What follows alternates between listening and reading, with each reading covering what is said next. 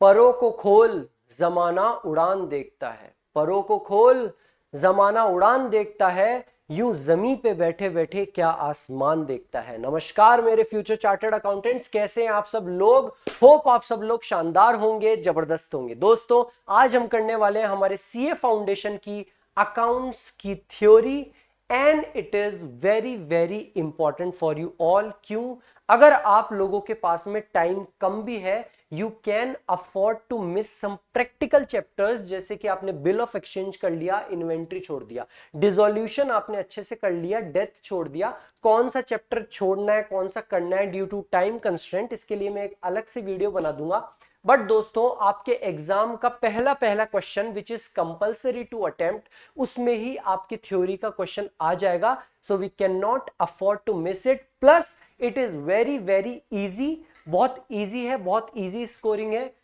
आज ही हम पूरा का पूरा ये वाला चैप्टर मैं आपको आपके अकाउंट आईसीआई के मॉड्यूल से कंप्लीट करा दूंगा। साथ साथ क्लास कंप्लीट होने के बाद में हम इसके सारे के सारे एमसीक्यू, सारे के सारे true and false which are suppose to come in your exam भी साथ के साथ आज ही निपटा देंगे। आप लोगों को केवल अपना शस्त्र उठा लेना है, अपनी कॉपी पेन उठा लीजिएगा, और मैं जो भी मेन पॉइंट्स है, कुछ शॉर्ट नोट्स भी मैं आपको साथ साथ में इसके बनवा दूंगा।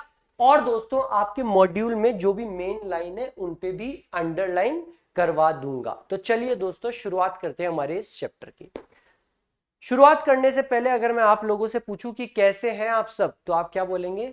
सर हम अच्छे हैं, शानदार हैं, जिंदाबाद हैं। इंग्लिश में पूछूं हाउ आर यू?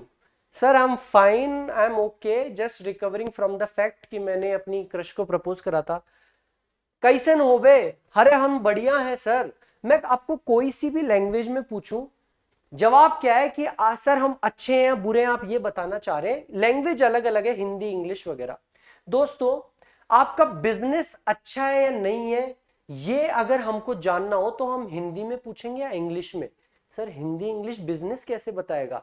बिजनेस भी हमको बता सकता है कि वो अच्छा है या बुरा है। अगर बिजनेस में बहुत तगड़े प्रॉफिट्स हो रहे हैं, असेट्स अच्छे हैं लायबिलिटीज से, यानी कि आपका बिजनेस अच्छा है। अगर बिजनेस में लॉसेज ही लॉसेज हो रहे हैं, यानी कि आपका बिजनेस का बुरा हाल है, उसकी तबीयत खराब है। और दोस्तों बिजनेस ये बात बताता है अपने प्रॉफिट एंड लॉस यानी कि अकाउंटिंग से, तो क्या मैं ये कह सकता हूं कि accounting is the language of business? Accounting is the language of business. इस लाइन को अपने नोट्स में पहली लिख दीजिएगा, accounting is the language of business. चलिए दोस्तों अब चालू करवाता हूं असल में आप लोगों का चैप्टर स्टार्ट करने से पहले मैं आप लोगों को खुला देता हूं एक आप लोगों का बिजनेस, सीए मोमोज लिमिटेड।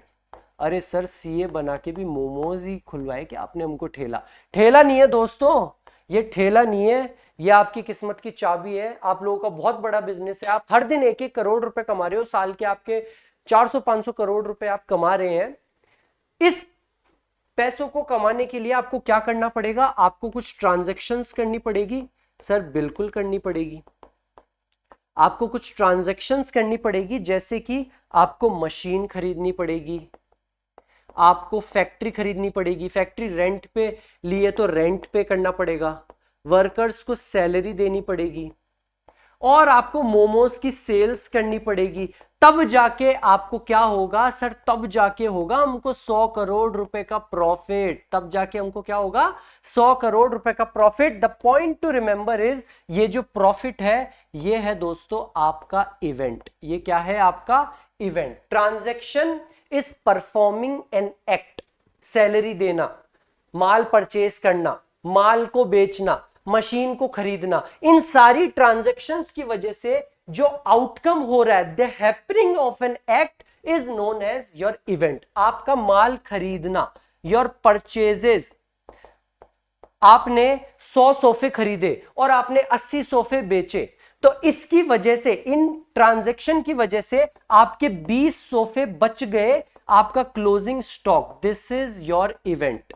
आया समझ में? इवेंट क्या होता है? आपका प्रॉफिट, आपका लॉस, आपका क्लोजिंग स्टॉक है आपका इवेंट, वाइल आपकी transactions are performing of an act. आप लोगों को आपके मॉड्यूल में भी अगर मैं अंडरलाइन करवाऊं तो ये लाइन अंडरलाइन कर लेना, रिवाइज करते टाइम केवल इन लाइन को पढ़िएगा, पूरा का पूरा चैप्टर पढ़ने की जरूरत नहीं है। क्या कहते हैं दोस्तों, हमारा ट्रांजैक्शन होता है, transaction is used to mean a business performance of an act, machine खरीदना, ये सब करना, agreement. While event is used to mean a happening और a consequence of transactions, transactions की वजह से हमको प्रॉफिट हुआ, माल को परचेज करने की वजह से हमारा क्लोजिंग स्टॉक बचा। आया समझ में?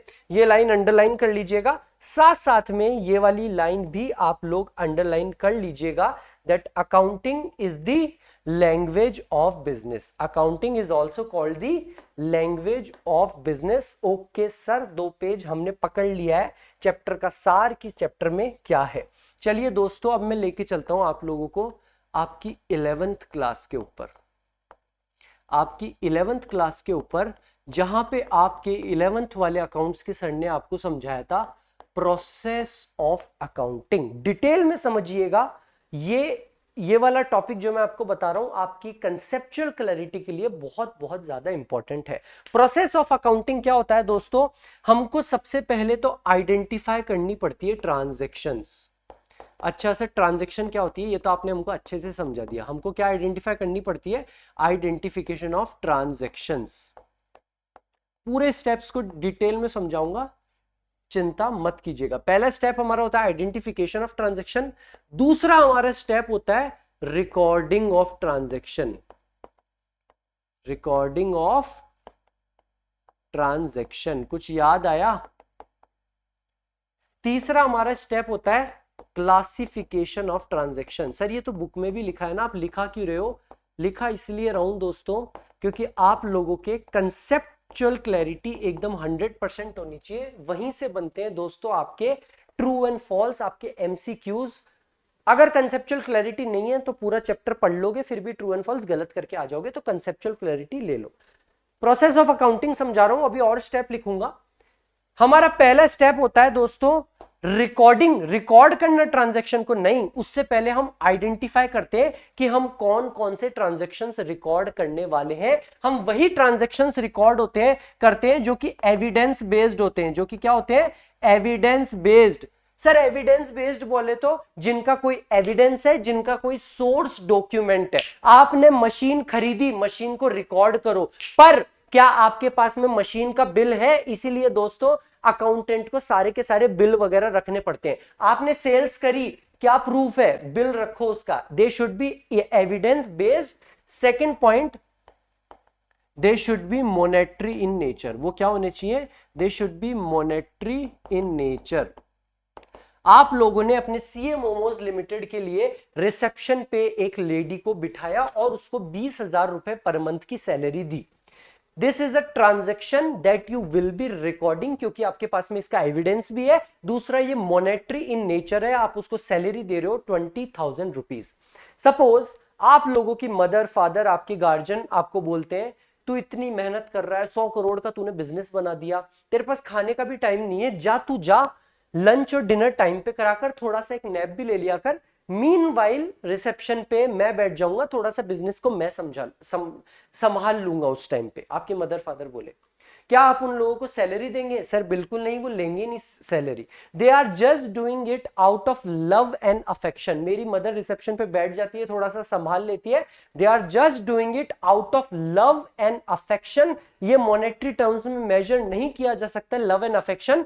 We will not record this transaction. जो आपकी mummy out of love and affection, आपका friend out of love and affection आपके बिजनेस को सपोर्ट कर रहा है, it can not be recorded. तो हमारा पहला स्टेप क्या है? सबसे पहले तो हम आइडेंटिफाई करेंगे ट्रांजैक्शंस को जिनको रिकॉर्ड करना है। हम कौन सी ट्रांजैक्शंस रिकॉर्ड करेंगे? Evidence based, source document, bill, voucher, ये सब चीजें होनी चाहिए हमारे पास। दूसरी, they should be monetary in nature and not out of love and affection. हमारा सेकेंड स्टेप आता है रिकॉर्डिंग ऑफ ट्रांजैक्शन। ये समझ लो हमारा मेन स्टेप है रिकॉर्डिंग ऑफ ट्रांजैक्शन। हमारा मेन पहला स्टेप है। अगर ये रिकॉर्डिंग ही नहीं होगी तो क्लासिफिकेशन नहीं होगा, ट्रायल बैलेंस नहीं बनेगा, P and L balance sheet कुछ भी नहीं बन सकते। दोस्तों हम रिकॉर्ड कहां पे करा करते थे? सर हम रिकॉर्ड करा करते थे जर्नल में। हम कहां पे रिकॉर्ड करते हैं? जर्नल। मशीन आई, machine to cash, machine to bank, machine बेची, cash to machine, bank to machine. याद आया?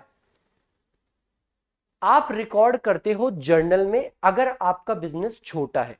अगर आप लोगों का सीए मोमोज लिमिटेड 1000 करोड़ की कंपनी है तो दोस्तों आप पता नहीं कितनी मशीन खरीदोगे, रोज आप कहां कहां कितने मोमोज बेचोगे, रोज आप कितना सारा रॉ मटेरियल लोगे, तो आप जर्नल से तो काम नहीं चल पाएगा। अगर बिजनेस बड़ा होता है दोस्तों तो हम बनाते हैं जर्नल के साथ साथ कुछ सब्सिडियरी बुक्स। क्या बनाते हैं? कुछ सब्सिडियरी बुक्स। याद आया आप लोगों की 11th class? Purchase book, sales book, purchase return, sales return, journal proper. अगर बिजनेस बड़ा होता है तो सब्सिडियरी बुक, बिजनेस छोटा है तो जर्नल में भी काम कर चल जाएगा। एक बार दोस्तों आपकी जर्नल बन गई, जर्नल बनने के बाद में हम क्या करते थे? हम करते थे क्लासिफिकेशन। क्लासिफिकेशन बोले तो सर हमने जर्नल में रिकॉर्ड करा cash to sales, cash to machine, cash to debtors. अब कैश से रिलेटेड जितनी भी ट्रांजैक्शंस है उनको हम एक साथ में लिख देते हैं। सेम नेचर ऑफ ट्रांजैक्शंस को, सेम नेचर ऑफ ट्रांजैक्शंस को हम लोग एक साथ में लिख देते हैं, जिसे हम कहते हैं क्लासिफिकेशन। और इस क्लासिफिकेशन को हम कैसे करते हैं दोस्तों? हम इसको करते हैं लेजर अकाउंट बना के। कैसे?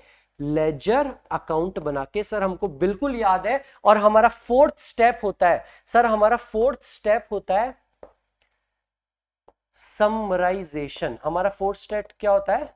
समराइजेशन। दोस्तों हम ये समराइजेशन पता है कैसे करते हैं? हम ये समराइजेशन करते हैं ट्रायल बैलेंस बना के। एक बार हमारा लेजर बन गया, एक बार हमारा लेजर बन गया तो उसके बाद में हम सारे लेजर्स को लिख देते हैं ट्रायल बैलेंस पे। और ये ट्रायल बैलेंस क्या होना चाहिए? टैली। मैं फिर से बना देता हूं।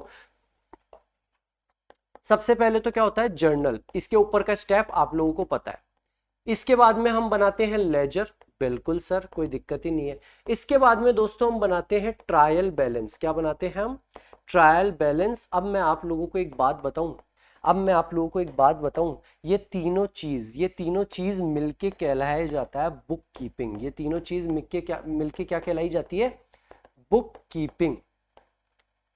ये छोटे लोगों का काम है, छोटा नहीं कहूंगा दोस्तों, बट अकाउंटेंट वगैरह जो होते हैं ना वही ये सब काम कर देते हैं। आप लोग क्या बनने वाले हैं? आप लोग बनने वाले हैं चार्टर्ड अकाउंटेंट। आप लोग बनने वाले हैं चार्टर्ड अकाउंटेंट। आप लोग पता है क्या करेंगे? आप लोग इसके बाद का स्टेप करेंगे। ट्रायल बैलेंस के बाद में हम क्या बनाते हैं? सर हम बनाते हैं फाइनेंशियल स्टेटमेंट्स। हम बनाते हैं फाइनेंशियल स्टेटमेंट्स। और सर उनका इंटरप्रिटेशन, उनका एनालिसिस करना, उनका इंटरप्रिटेशन करना, ये दोस्तों आप लोगों का काम रहने वाला है। और इस काम को हम कहते हैं अकाउंटिंग। इस काम को हम क्या कहते हैं? अकाउंटिंग। अच्छा सर, अकाउंटिंग और बुक कीपिंग भी अलग अलग होता है क्या? बुक कीपिंग का सिंपल मतलब होता है ट्रांजैक्शंस का रिकॉर्ड रखना, और उन रिकॉर्ड की वजह से टोटल क्या इफेक्ट आ रहा है। सारी कैश ट्रांजैक्शंस, बैंक ट्रांजैक्शंस का रिकॉर्ड रखा, और टोटल कैश कितना हुआ, टोटल बैंक कितना हुआ, इसका रिकॉर्ड रखना कहलाया जाता है आपका बुक कीपिंग। उसके बाद में प्रोसेस स्टार्ट होता है दोस्तों आपके अकाउंटिंग का। उसके बाद में क्या प्रोसेस स्टार्ट होता है? आपके अकाउंटिंग का। अब चलो दोस्तों लेके चलता हूं आपको आपके मॉड्यूल के ऊपर, और यहां पे आपको अंडरलाइन करवाते हुए चलता हूं चीजों को। सबसे पहले तो अकाउंटिंग की डेफिनेशन को अंडरलाइन कर लेना। डायरेक्ट आपको डेफिनेशन बताता तो समझ में नहीं आती, अब आपको बड़ी ही आसान लगने वाली है। अकाउंटिंग क्या होती है? Accounting is the art. दोस्तों ये एक आर्ट है ऑफ रिकॉर्डिंग, किसमें? जर्नल में। क्लासिफाइंग, किसमें? लेजर में। एंड समराइजिंग ट्रायल बैलेंस और आपके फाइनेंशियल स्टेटमेंट्स में in a significant manner and in terms of money. केवल मॉनेटरी ट्रांजैक्शंस को, out of love and affection नहीं सर, वो रिकॉर्ड नहीं करते। In terms of money, transactions and events. Transactions का मतलब सर मशीन खरीदना, परचेज करना, सेल्स करना, और इवेंट का मतलब क्लोजिंग स्टॉक का बचना, प्रॉफिट का होना, लॉस का होना। Are in part of at least of a financial character and interpreting the results thereof. और इंटरप्रिटेट करना कि हमारा इतना प्रॉफिट हुआ, कम क्यों हुआ, हमारा लॉस हुआ तो लॉस क्यों हुआ, हमको ये एसेट को खरीदना चाहिए था या नहीं खरीदना चाहिए था। उस फिनेंशियल स्टेटमेंट्स में सारे रिजल्ट्स को इंटरप्रिटेट करना। दोस्तों आपके और भी डेफिनेशन दे रखी है, उनको इग्नोर कीजिएगा, केवल एक डेफिनेशन को याद कर लो। अगर एग्जाम में क्वेश्चन आ जाए तो चिपका के आ जाना, रटने वाली कोई बात नहीं है। आपने एक एक चीज को समझ लिया है। अकाउंटिंग क्या है? ये एक आर्ट है, हर किसी के बस की बात नहीं है। आप जैसे आर्टिस्ट लोगों की बस की बात है। Accounting is an art of what? Of recording journal, classifying, summarising in a significant manner and in terms of money. आप लोगों को पता है केवल मॉनेटरी चीजें ही रिकॉर्ड होती है।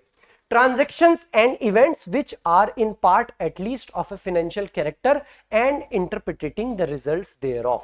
अंडरलाइन कर लीजिएगा। अब लेके चलता हूं आपको एक और इंपॉर्टेंट चीज के ऊपर, procedural aspects of accounting. Procedural aspects of accounting, I hope आप लोग ये देख पा रहे होंगे। नहीं, थोड़ा सा छोटा हो गया, इसको बड़ा कर देता हूं। हाँ जी दोस्तों, अब ये प्रोसीजरल एस्पेक्ट्स ऑफ अकाउंटिंग पे अंडरलाइन करते हुए चलिएगा। हमारा पहला, जनरेटिंग फाइनेंशियल इंफॉर्मेशन, रिकॉर्डिंग। आई होप आपको समझ में आ रहा होगा रिकॉर्डिंग क्या होता है। सर आपने हमको बताया था जर्नल, जर्नल में ही तो करते हैं हम रिकॉर्ड। और अगर बिजनेस बड़ा हो तो किस में रिकॉर्ड करते हैं? सब्सिडरी बुक्स में। जरा साथ में पढ़ो। This is the basic function of accounting. दोस्तों अंडरलाइन कर लीजिएगा, यहां से बन जाएंगे आपके 2-2 मार्क्स के, आपके ट्रू एंड फॉल्स, आपके एमसीक्यू। यहां से क्वेश्चन बोलेगा ledger is the basic function of accounting, trial balance is the basic function of accounting. आप वहां पे कंफ्यूज हो गए, ध्यान रखिएगा। बेसिक फंक्शन ऑफ अकाउंटिंग, सबसे पहला फंक्शन क्या है? जर्नल। अगर जर्नल ही नहीं बनाएंगे तो लेजर कहां से बनाएंगे? लेजर ही नहीं बने, जर्नल नहीं बनेगा तो trial balance, ledger, financial statement कुछ भी नहीं बनने वाला है। All business transactions of a financial character as evidenced by some documents, बोले तो सिंपल बोले तो सोर्स डॉक्यूमेंट, बिल वगैरह, such as sales bill, passbook, salary slip are recorded in the books of account. Recording is done in a book called journal. This book may further be divided into several subsidiary books. अगर business बड़ा हो तो purchase book, sales book, purchase return, sales return, according to the nature and size of the business. Sir CA Momos limited बड़ी company है, subsidiary books भी बनानी पड़ेगी। हम ये जर्नल और ये ऑब्वियसली आगे पढ़ने वाले हैं। हमारा सेकंड स्टेप दोस्तों, क्लासिफाइंग। आई होप आप लोगों को बहुत अच्छे से पता होगा। सर क्लासिफाइंग और कुछ नहीं, लेजर अकाउंट बनाना होता है। क्लासिफाइंग का मतलब क्या है? लेजर अकाउंट बनाना। कहां गया हमारा ledger? Information is called ledger. एक बार दोस्तों हम लोग लेजर बना लेते हैं तो उसके बाद में हम करते हैं समराइज। समराइज किस में करते हैं हम? ट्रायल बैलेंस में। आई होप आप लोगों को पता होगा कि हम समराइज कहां पे करते हैं? ट्रायल बैलेंस में। बट बस दोस्तों ये गलती मत कीजिएगा कि समराइजिंग का मतलब होता है ट्रायल बैलेंस। समराइजिंग का मतलब होता है trial balance plus your financial statement, plus your, आपने रिकॉर्डिंग करी जर्नल में, उसके बाद में आपने क्लासिफिकेशन किया लेजर में, लेजर से आपने बनाया ट्रायल बैलेंस। समराइज करने का मतलब होता है ट्रायल बैलेंस प्लस आपके फिनेंशियल स्टेटमेंट, आपके P and L, balance sheet, तीनों चीज को बनाना किस में आता है? हमारे समराइजिंग में। लेकिन बुक कीपिंग होता है आपका रिकॉर्डिंग, क्लासिफाइंग और समराइजिंग में से केवल ट्रायल बैलेंस। इसके ऊपर भी बहुत सारे क्वेश्चन आते हैं। Summarising is a part of book keeping और आपको कंफ्यूज करेगा। लेकिन दोस्तों समराइजिंग में ट्रायल बैलेंस पार्ट है हमारी बुक कीपिंग का, और जो फाइनेंशियल स्टेटमेंट बनाना है, पी एंड एल और बैलेंस शीट, वो समराइजिंग है, वो अकाउंटिंग का पार्ट है। आप जैसे सीए करने वाले हैं अकाउंटिंग, अभी बुक कीपिंग और अकाउंटिंग भी हमारे डिटेल में आएगा। It is concerned with the preparation and presentation of the classified data in a manner useful to the internal as well as external users of financial statement. This process leads to the preparation of financial statement, बोले तो आपकी P&L account और आपकी balance sheet, आपकी trading P&L और आपकी balance sheet. दोस्तों एक बार जब आप लोगों ने रिकॉर्ड कर लिया, क्लासिफाई कर लिया, फिर समराइज कर दिया ट्रायल बैलेंस में, P&L बैलेंस शीट में, उसके बाद में आप करेंगे एनालाइज। उसके बाद में आप क्या करेंगे? एनालाइज। उसके बाद में आप करेंगे एनालाइज। सर ये एनालाइज का मतलब क्या है? दोस्तों आपने जो चीज समराइज करी है वो किसी यूज की नहीं है जब तक हम उसका एनालिसिस ना करें। जैसे कि आप लोगों के पास में असेट्स हैं 10 करोड़ रुपए के, आप लोग उसका एनालिसिस करेंगे कि 10 करोड़ में से 6 करोड़ के हैं फिक्स्ड असेट्स, 4 करोड़ के हैं करंट असेट्स। हमारी लायबिलिटी है 3 करोड़ की, 3 करोड़ में से 2 करोड़ है करंट लायबिलिटी और 1 करोड़ है हमारी फिक्स्ड लायबिलिटी, हमारी long term loans. This is known as your analysis part, कि हम एनालाइज करेंगे हमारे फिनेंशियल स्टेटमेंट्स जो हमने बनाए हैं। The term analysis means methodological classification of the data given in the financial statements. This figure given in the financial statement will not help anyone, ये कुछ फायदे का नहीं है unless they are in a simplified form. For example all items, ये line underline कर लीजिएगा, यहां से पॉइंट बन सकता है।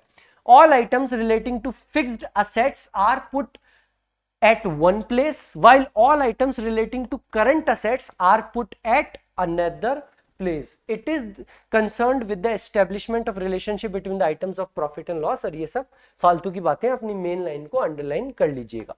एक बार दोस्तों आप लोगों ने एनालाइज भी कर लिया, उसके बाद में आप करेंगे इंटरप्रिटेटिंग। इंटरप्रिटेटिंग का मतलब है आप लोगों ने फाइनेंशियल स्टेटमेंट बनाए, एनालाइज करा, अलग अलग करा, उसके बाद में आप कुछ रेशियोज वगैरह लगाओगे कि यार हमारे current asset upon current liability, 12th class में करके आए हो ना, करंट रेशियो कितना है 3:1, आइडल 2:1 होना चाहिए, ये सही है। हमारा सॉल्वेंसी रेशियो क्या है, हमारा इंटरेस्ट कवरेज रेशियो क्या है। आप सारे की सारी हमारे जो डेटा आपने प्रिपेयर करा है उसको इंटरप्रिटेट करोगे, और इंटरप्रिटेट करके दोस्तों आप लोग करोगे उसको कम्युनिकेट। किन लोगों से? आप लोग उनको कम्युनिकेट करोगे यूजर्स ऑफ अकाउंटिंग से। किन से? Users of accounting. सर ये यूजर्स ऑफ अकाउंटिंग कौन होते हैं? बिजनेस का मालिक, बिजनेस को जिसने लोन दिया, गवर्नमेंट जो हमसे टैक्स लेने वाली है, नॉर्मल पब्लिक। तो चलिए दोस्तों जल्दी से हम यहां से जल्दी से चलते हैं, और बिजनेस यहां पे हो, आई होप आपने अंडरलाइन कर लिया होगा, और यूजर्स ऑफ अकाउंटिंग वाले टॉपिक को भी फटाफट से सल्टा देते हैं। आप लोग भी साथ के साथ खोल लीजिएगा। यूजर्स ऑफ अकाउंटिंग कौन कौन होते हैं हमारे यूजर्स ऑफ अकाउंटिंग? मस्त मस्त टॉपिक है दोस्तों, घबराने वाली बात नहीं है। जैसे आपको ये चीजें इजीली समझा रहा हूं, वैसे पूरा का पूरा चैप्टर आपके इजीली। अरे यूजर्स ऑफ अकाउंटिंग हमारे लास्ट में गए शायद, मेंटेनेंस ऑफ अकाउंट्स ऊपर गया बीच में।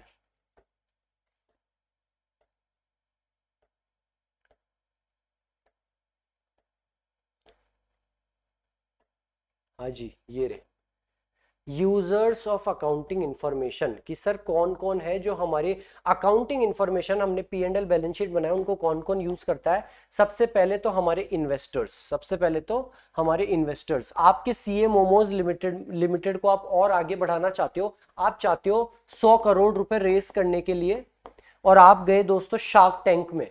आप शार्क टैंक में जाके ये बोलोगे मैं मोमोज बेचता हूँ, वो बोलेंगे अरे पता नहीं कौन ठेले वाला है। आप जाके बताओगे देखिए मेरी बैलेंस शीट, मेरे पी एंड एल अकाउंट, मैं लगातार 3 साल से लगातार कंटिन्यूस प्रॉफिट में हूं। एक साल 100 करोड़, फिर 200 करोड़, फिर 300 करोड़, मेरे असेट्स 1000 करोड़ के हैं। लाओ मैं आपको 1% इक्विटी दे रहा हूं 100 करोड़ रुपए में। तो पहला यूजर कौन है हमारी अकाउंटिंग इंफॉर्मेशन का? हमारे इन्वेस्टर्स, जो कि बाय करना चाहते हैं, होल्ड करना चाहते हैं, या सेल करना चाहते हैं उनके इन्वेस्टमेंट। सेकंड है दोस्तों हमारे एम्प्लॉइज। सर एम्प्लॉइज क्या करेंगे P and L balance sheet का? दोस्तों आप लोग सीए बन के लगे किसी कंपनी में, सपोज आपने ज्वाइन करा टीसीएस, टीसीएस के शेयर गिर रहे हैं, टीसीएस का प्रॉफिट गिर रहा है, तो क्या आप उसमें काम करेंगे? नहीं सर, हम तो फटाफट से भाग जाएंगे दूसरी कंपनी में। अगर हमको लगेगा कि यार इनके प्रॉफिट बैलेंस शीट देख के कि इनका तो बिजनेस खराब है, बंद होने वाला है, तो हम दूसरी जगह शिफ्ट कर जाएंगे। तो हमारे एम्प्लॉइज। तीसरे हमारे लेंडर्स। सर लेंडर्स कौन होते हैं? लेंडर्स वो होते हैं दोस्तों जो आपको लोन देते हैं। सपोज आपको किसी बैंक ने लोन दे रखा है, तो बैंक देखेगा ना कि ये मेरे को रीपे कर पाएगा कि नहीं कर पाएगा, या वही विजय माल्या जैसा हाल हो फटाफट से भाग जाए। तो बैंक देखते हैं हमारे P and L balance sheet को। जब आप सीए बनेंगे तो बकायदा बैंक ऑडिट वगैरह करेंगे, तो आप देखने वाले हैं वहां पे बहुत सारे डॉक्यूमेंट होते हैं जो एक सीए के द्वारा साइंड होने बहुत जरूरी होते हैं।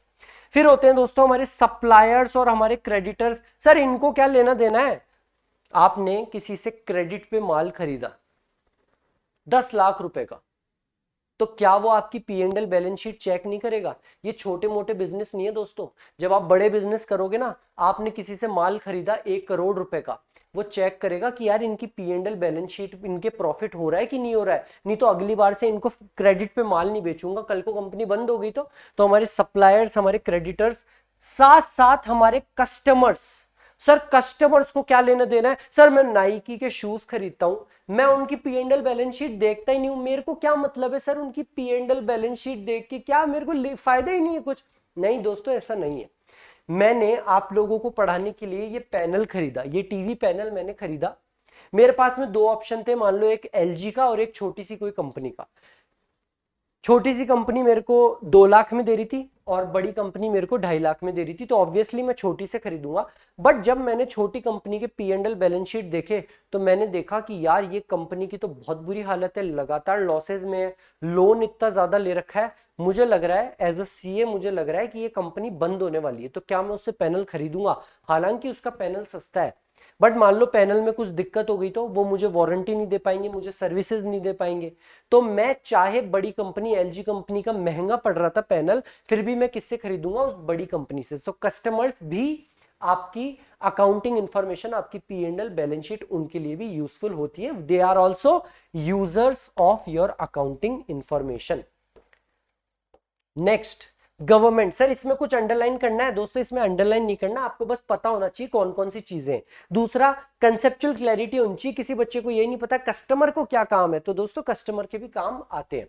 Government and their agency. Sir government को क्या काम होता है, पैसा, टैक्स, सबसे बड़ा काम ही गवर्नमेंट को है। सबसे ज्यादा एनालिसिस ही गवर्नमेंट करती है कि तुम्हारा प्रॉफिट 100 करोड़ क्यों है, 200 करोड़ क्यों नहीं, तुमने ये कुछ घपलेबाजी करी है। सबसे ज्यादा काम ही किसको होता है, गवर्नमेंट को। क्यों, क्योंकि उनको टैक्स हमसे कलेक्ट करना होता है। इसमें जरूर आप कर लीजिएगा। They regulate the functioning of business enterprise for public good, allocate scarce resource, charge excise duties and taxes, and so they have continued interest in the business enterprises.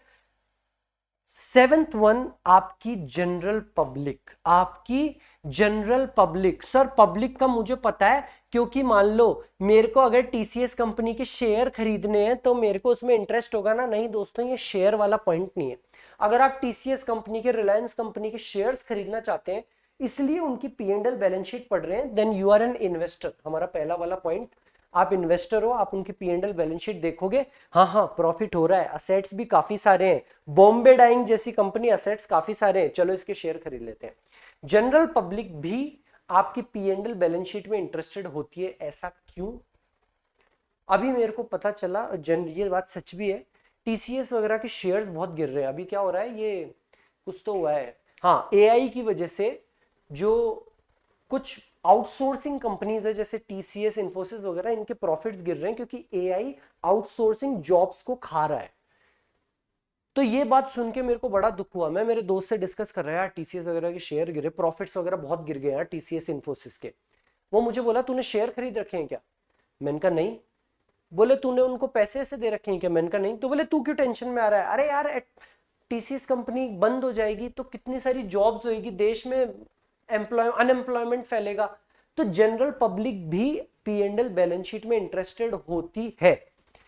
The public at large is interested in the functioning of the enterprise because it may make a substantial contribution to the local economy. TCS चलती रहेगी तो मेरी local economy में लोगों को jobs वगैरह मिलती रहेगी, लोगों को जॉब्स मिलेगी, सैलरी कमाएंगे, तभी तो मुझसे रिटर्न भरवाएंगे। इस बात की मुझे चिंता थी। Economy in many ways including the number of people employed and their patronage to local suppliers. साथ साथ में मैनेजमेंट। सर ये मैनेजमेंट वाला क्या पॉइंट है, आप लोगों की कंपनी है, आप लोग मालिक हो, आप चिंटू चिंटी जो भी आपका नाम है, सीए मोमोज लिमिटेड के, सीए मोमोज लिमिटेड के आप मालिक हैं, आप ओनर हैं, आपको तो इसकी फिक्र है ही है। साथ साथ में जो आपके मैनेजर वगैरह हैं उनको भी इस चीज की फिक्र है कि आपके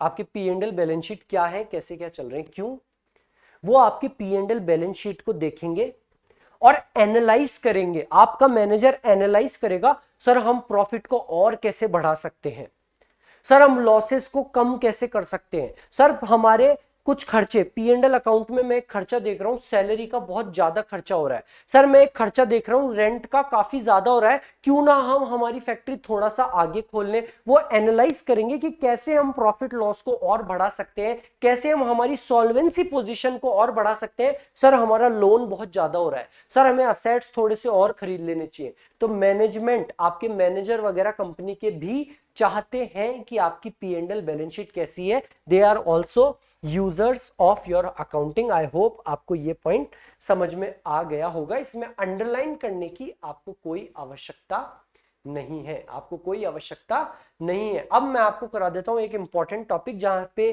काफी सारे क्वेश्चंस बनते हैं, बुक कीपिंग और अकाउंटिंग क्या होता है। दोस्तों मैंने आपको क्या बताया था, प्रोसेस ऑफ अकाउंटिंग। सर सबसे पहले जर्नल, फिर लेजर, फिर ट्रायल बैलेंस। ट्रायल बैलेंस से हम बनाते हैं, हम 11th क्लास में करके आ रहे हैं, फाइनेंशियल स्टेटमेंट्स, फिर उनका इंटरप्रिटेशन करते हैं, रेशियोज वगैरह, करंट रेशियो, इंसॉल्वेंसी रेशियो, ये सब चीजें हम करते हैं। Your journal, ledger and trial balance, these are part of book keeping. ये एक छोटा काम है दोस्तों। जब आपकी कंपनी होगी ना बड़ी, या आप सीए बन जाएंगे, तो आप कभी भी ये काम नहीं करेंगे जर्नल, लेजर, ट्रायल बैलेंस का। ये छोटा, कोई अकाउंटेंट वगैरह होंगे ना जिनसे सीए नहीं हो पाएगा, बीकॉम करने वाले लोग ये बुक कीपिंग का काम करेंगे। आप लोग क्या करेंगे, एक बार ट्रायल बैलेंस बन जाएगा ना, उसके बाद में आप फाइनेंशियल स्टेटमेंट्स को बनाने का काम करेंगे, P and L balance sheet को, और उसको इंटरप्रिटेट करने का, और ओनर से सीधा बात करेंगे कि देखो आप अपने है ना करंट रेशियो को सही करो, आइडल 2:1 होना चाहिए, आपका थोड़ा बिगड़ रहा है, आपकी सॉल्वेंसी बड़ी खराब है, कल को कंपनी बंद हो जाएगी, हाँ सही से कर लो आप। ये सब काम आप करने वाले हो। So what you people will do is known as accounting. Accounting कब स्टार्ट होती है दोस्तों, ट्रायल बैलेंस के बाद में। ट्रायल बैलेंस के बाद में। अब चलिए दोस्तों चलते हैं आपके मॉड्यूल के ऊपर। सम पीपल, ये सम पीपल कौन है, ये आप लोग ही थे। बट आज की क्लास देखने से पहले आप लोग भी क्या गलती करते थे, you people made a mistake कि book keeping and accounting are synonymous. ये एक ही चीज है बुक कीपिंग और अकाउंटिंग, बट ऐसा नहीं है। But in fact they are different from each other. Accounting is a broad subject आप लोगों के लिए। It calls for a greater understanding of records. आप लोग जो सीए बनोगे, आप लोगों में ज्यादा अंडरस्टैंडिंग होगी, इसीलिए आप लोगों को अकाउंटिंग का काम दिया जाएगा। बट बुक कीपिंग तो एक छोटा सा अकाउंटेंट बीकॉम भी कर लेगा।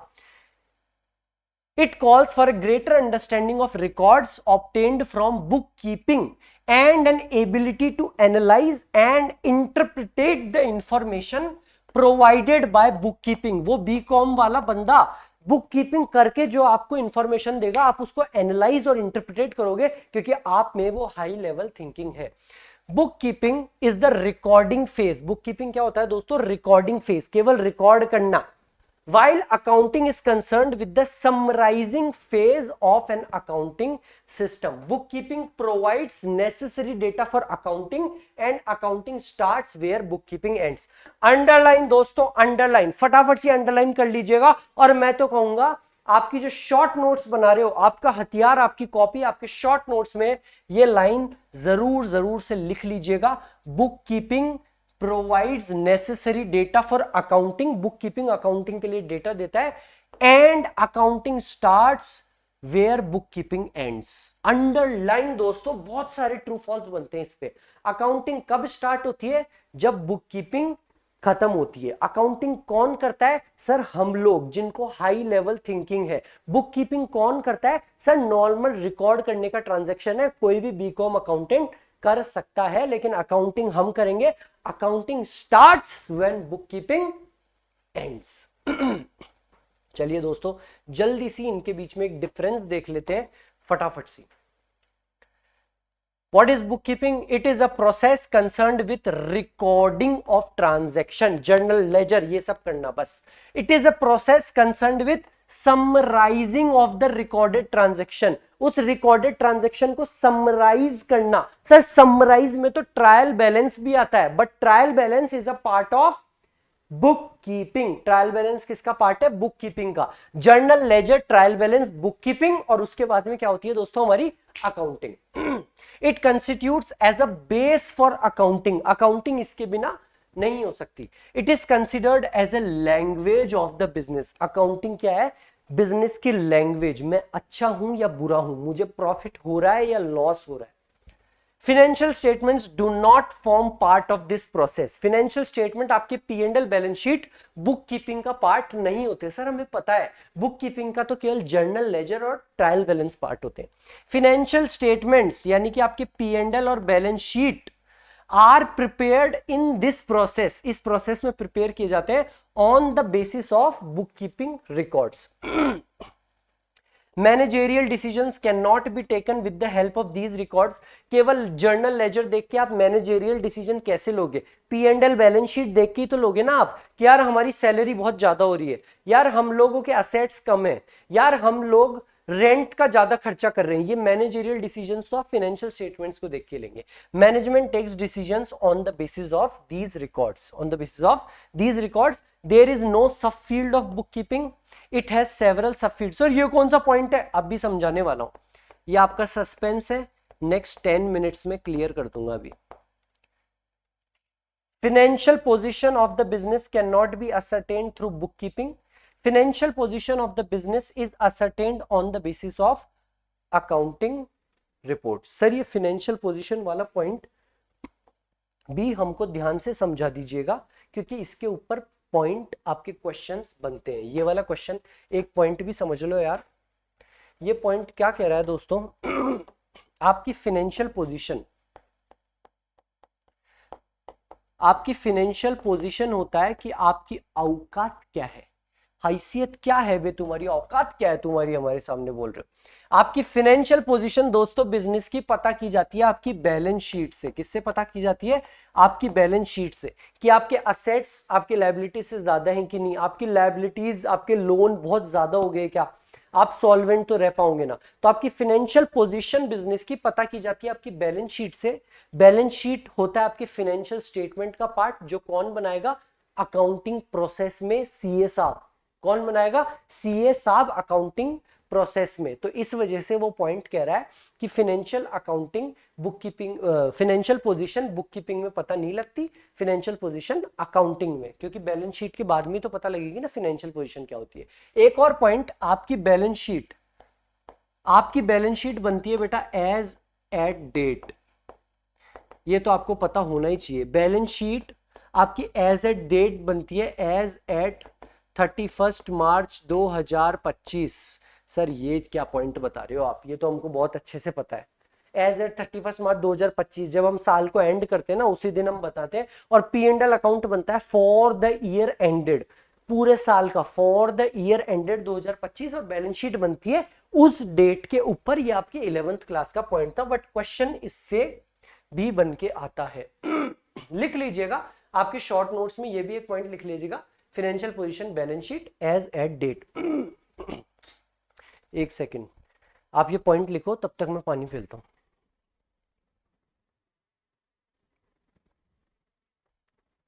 एज ए डेट वाला पॉइंट लिखो।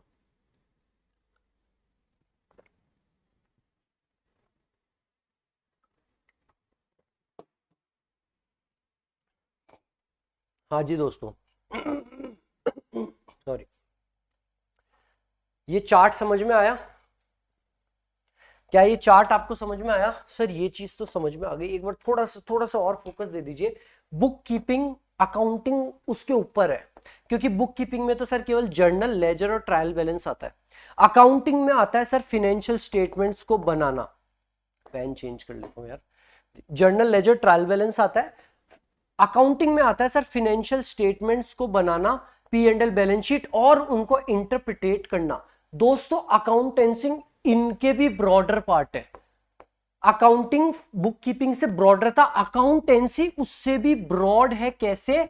आपको अकाउंटिंग कैसे करनी है, आपको बुक कीपिंग कैसे करनी है, ये बताता है आपका accounting, accountancy as a subject. Sir मतलब आपको जर्नल को रिकॉर्ड करना है डेट पर्टिकुलर डेबिट क्रेडिट लिख के, आपको P&L अकाउंट बनाना है फॉर द ईयर एंडेड, आपको बैलेंस शीट को बनाना है असेट्स को इस साइड पे लायबिलिटीज को इस साइड पे। ये सब कौन बताता है दोस्तों? कुछ अकाउंटिंग स्टैंडर्ड्स है जो ये सब बात बताते हैं। आपको अपने असेट्स को रिकॉर्ड करना है हिस्टोरिकल कॉस्ट पे, जिस दिन आपने असेट को खरीदा, अगर 1 करोड़ का खरीदा तो 1 करोड़ का लिखोगे। ये कौन बताता है? कुछ अकाउंटिंग स्टैंडर्ड्स। ये अकाउंटिंग स्टैंडर्ड, अकाउंटिंग कन्वेंशन, ये कंपनीज एक्ट, ये सारा ब्रॉड फ्रेमवर्क होता है आपका अकाउंटेंसी, आपका अकाउंट, आपका बुक कीपिंग पार्ट है अकाउंटिंग का, और ये दोनों पार्ट है आपके ब्रॉड फ्रेमवर्क अकाउंटेंसी की, जिसकी आप डिटेल नॉलेज लेने वाले हैं अपने सीए कोर्स में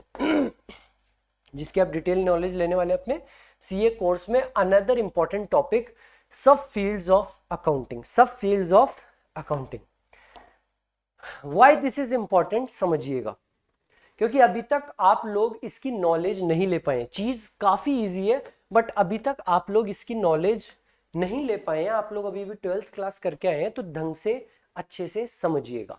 अकाउंटिंग की भी बहुत सारी सब फील्ड्स होती है। अकाउंटिंग केवल वही नहीं है जो आप लोग कर रहे हैं, ये भी बहुत तरीके की होती है। सर कौन कौन से तरीके की, तो समझिएगा। सबसे पहली फाइनेंशियल अकाउंटिंग। सर ये क्या है? ये वही है जो आप लोग समझते हैं, जो आप लोग करते हैं, जो आप लोग कर रहे हैं ना, फाइनेंशियल स्टेटमेंट्स को बनाना, P&L बैलेंस शीट को बनाना, प्रॉफिट एंड लॉस को समझना, कितना प्रॉफिट हो रहा है कितना लॉस हो रहा है, असेट लायबिलिटी कितनी है, यही होती है आपकी financial accounting. It covers the preparation and interpretation of financial statements and communication to the users of accounts. ठीक है सर, फाइनेंशियल अकाउंटिंग तो समझ आ गया। तो ये मैनेजमेंट अकाउंटिंग क्या है? तो ये मैनेजमेंट अकाउंटिंग क्या है दोस्तों? बड़ी बड़ी कंपनीज में क्या होता है, बड़ी बड़ी कंपनीज की बात कर रहा हूं, 1000 2 हजार करोड़ के टर्नओवर, इन लोगों को फाइनेंशियल अकाउंटिंग तो करनी ही होती है, बिकॉज ये एक स्टैट्यूटरी लॉ की रिक्वायरमेंट है कि अकाउंट्स इस हिसाब से बनाओ, कंपनीज एक्ट के हिसाब से इस हिसाब से बनाओ, इस हिसाब से टैक्स जमा कराओ। इनको फाइनेंशियल अकाउंटिंग तो करनी ही होती है।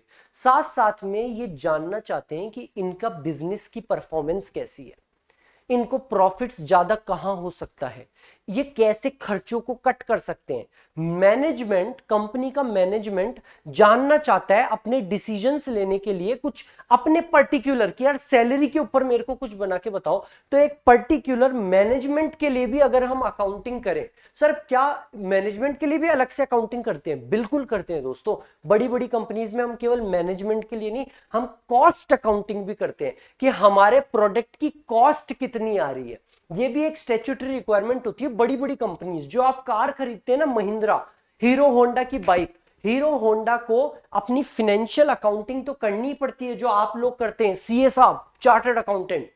साथ साथ में इनको कॉस्ट अकाउंटिंग भी करनी होती है, जो करते हैं हमारे सीएमए साहब, CWA CMA अब नाम हो गया, कॉस्ट एंड मैनेजमेंट अकाउंटेंट। वो एक कॉस्ट शीट बनाते हैं और बताते हैं कि हमको 50,000 रुपए की पड़ रही है स्प्लेंडर बाइक बनाने की कॉस्ट, हम इसको 48,000 पे लेके आते हैं। तो एक कॉस्ट अकाउंटिंग अलग होती है, मैनेजमेंट अकाउंटिंग अलग होती है। मैनेजमेंट को अपने लिए कुछ अकाउंटिंग करनी होगी। सर ऐसा भी होता है? बिल्कुल होता है। फाइनेंशियल अकाउंटिंग वही है जो आप लोग समझते हैं, फाइनेंशियल स्टेटमेंट्स को बनाना।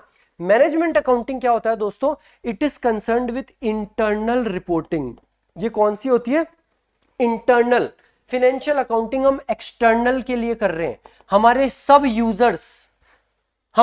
यूजर्स, गवर्नमेंट, पब्लिक, इन्वेस्टर, सबके लिए हमको ये करना जरूरी है। मैनेजमेंट अकाउंटिंग मैं गवर्नमेंट के लिए नहीं कर रहा, मैं मेरे लिए ही इंटरनल काम करने के लिए कर रहा हूं कि मैं कैसे अपने बिजनेस को और बेहतर करूं। It is concerned with internal reporting of the managers of a business unit to discharge. ये आप ये लाइन कर लीजिएगा, यही आपके काम की लाइन है कि हम ये क्यों करते हैं मैनेजमेंट अकाउंटिंग, इंटरनल यूज के लिए। Management accounting will be dealt with at higher levels of the chartered accountancy course. दोस्तों मैं चाहूं तो आपको एक एक पॉइंट के ऊपर इस क्लास को 10 घंटे का बना सकता हूं, आपको मैनेजमेंट अकाउंटिंग के ऊपर 2 घंटे का लेक्चर दे दूं, आगे आर्बिट्रेज वगैरह, इसमें इतने सारे पॉइंट्स है कि मैं आपको बहुत डिटेल 10 घंटे 12 घंटे का वीडियो बना सकता हूं, but that will make no sense. मैं वो सब चीजें बता रहा हूं जो आपके जरूरी है, जिससे क्वेश्चंस बनेंगे, इसीलिए मैं आपको साथ साथ में अंडरलाइन भी करवाते हुए चल रहा हूं। तो इस वाले में आप यहां तक अंडरलाइन कर लीजिएगा, और मैनेजमेंट अकाउंटिंग में आप यहां तक अंडरलाइन कर लीजिएगा कि ये केवल इंटरनल रिपोर्टिंग के लिए होता है। आपको कंसेप्चुअल बात भी बता दी कि मैनेजमेंट अपनी परफॉर्मेंस को सुधारने के लिए इंटरनली अकाउंट्स बनाता है कि कैसे हम हमारी वर्किंग और बेहतर कर सकते हैं। साथ साथ में हमारी एक फील्ड और होती है, that is known as cost accounting. क्या होती है? कॉस्ट अकाउंटिंग, जो मैंने आपको बताया, मेरे साले साहब जो हैं दोस्तों वो भी कॉस्ट अकाउंटेंट ही हैं, सीएमए रजत शर्मा मेरे साले साहब भी कॉस्ट अकाउंटेंट ही है। इन कॉस्ट अकाउंटेंट का आप सीए के साथ में सीएमए भी कर सकते हैं। जैसे सीए आप कर रहे हैं ना आईसीएआई से, ऐसे ही सीएमए आप कर सकते हैं आईसीडब्ल्यूए करके, ICMA institute of chartered management accountant करके एक अलग से उनकी बॉडी है, वहां से आप सीडब्ल्यूए कर सकते हैं। इनका काम क्या होता है? हमारा काम तो फाइनेंशियल अकाउंटिंग का है, फाइनेंशियल स्टेटमेंट्स को बनाने का। इनका काम होता है दोस्तों कॉस्ट शीट वगैरह। ये भी सब्जेक्ट आपके सीए में आने वाला है। आप बनोगे सीए साहब, लेकिन आपको नॉलेज सीडब्ल्यूए से भी ज्यादा होने वाली है, मैं सच बताऊं तो। जो कॉस्टिंग वो सीडब्ल्यूए पढ़ते हैं ना, उससे ज्यादा डिटेल्ड कॉस्टिंग हमारे सीए के कोर्स में, ये भी आपके आगे आने वाला है। अभी के लिए आप इतना समझ लीजिए कि कॉस्ट अकाउंटिंग का मतलब होता है कॉस्ट को जानने की कुछ चीजें हमारे मैनेजमेंट के द्वारा। The process of accounting for cost which begins with the recording of income and expenditure on the basis of which they are calculated and ends with the preparation of periodical statements and report। कुछ cost sheet वगैरह होती है दोस्तों, आसान भाषा में बोलूं तो कुछ कॉस्ट शीट वगैरह होती है। स्प्लेंडर बाइक की कॉस्ट कितनी आ रही है, ये कितनी आ रही है। नेक्स्ट है दोस्तों हमारी सोशल रिस्पॉन्सिबिलिटी अकाउंटिंग। सर ये कौन सी अकाउंटिंग आ गई? Social responsibility accounting. आप लोग बिजनेस कर रहे हैं, 1000 करोड़ की कंपनी बना दी, किसके बेस पे बनाई? सर हम इंडिया देश में रहते हैं, इतनी सारी पॉपुलेशन है, मोमोज खाते हैं। रॉ मटेरियल कहां से खरीदा? सर इंडिया देश में रहते हैं, इतना बढ़िया नेचुरल रिसोर्सेज है, वहां से रॉ मटेरियल खरीदा, मोमोज की कंपनी बनाई, 1000 करोड़ की कंपनी बना दी। सर क्या आप लोगों का कोई दायित्व, कोई रिस्पॉन्सिबिलिटी नहीं बनती अपने सोसाइटी को वापस से देने की? जहां से आप इतने रुपए कमा रहे हो, जहां से आप रॉ मटेरियल खरीद रहे हो, जहां से आप वर्कर्स को हायर करके 1000 करोड़ की कंपनी बना रहे हो, रिलायंस, अडानी, अंबानी, सब लोगों के लिए, क्या उन लोगों की कोई सोशल रिस्पॉन्सिबिलिटी नहीं बनती? सर उनकी मर्जी तो है ही, साथ साथ में गवर्नमेंट एक सीएसआर नाम की पॉलिसी निकाल रखी है, कॉर्पोरेट सोशल रिस्पॉन्सिबिलिटी।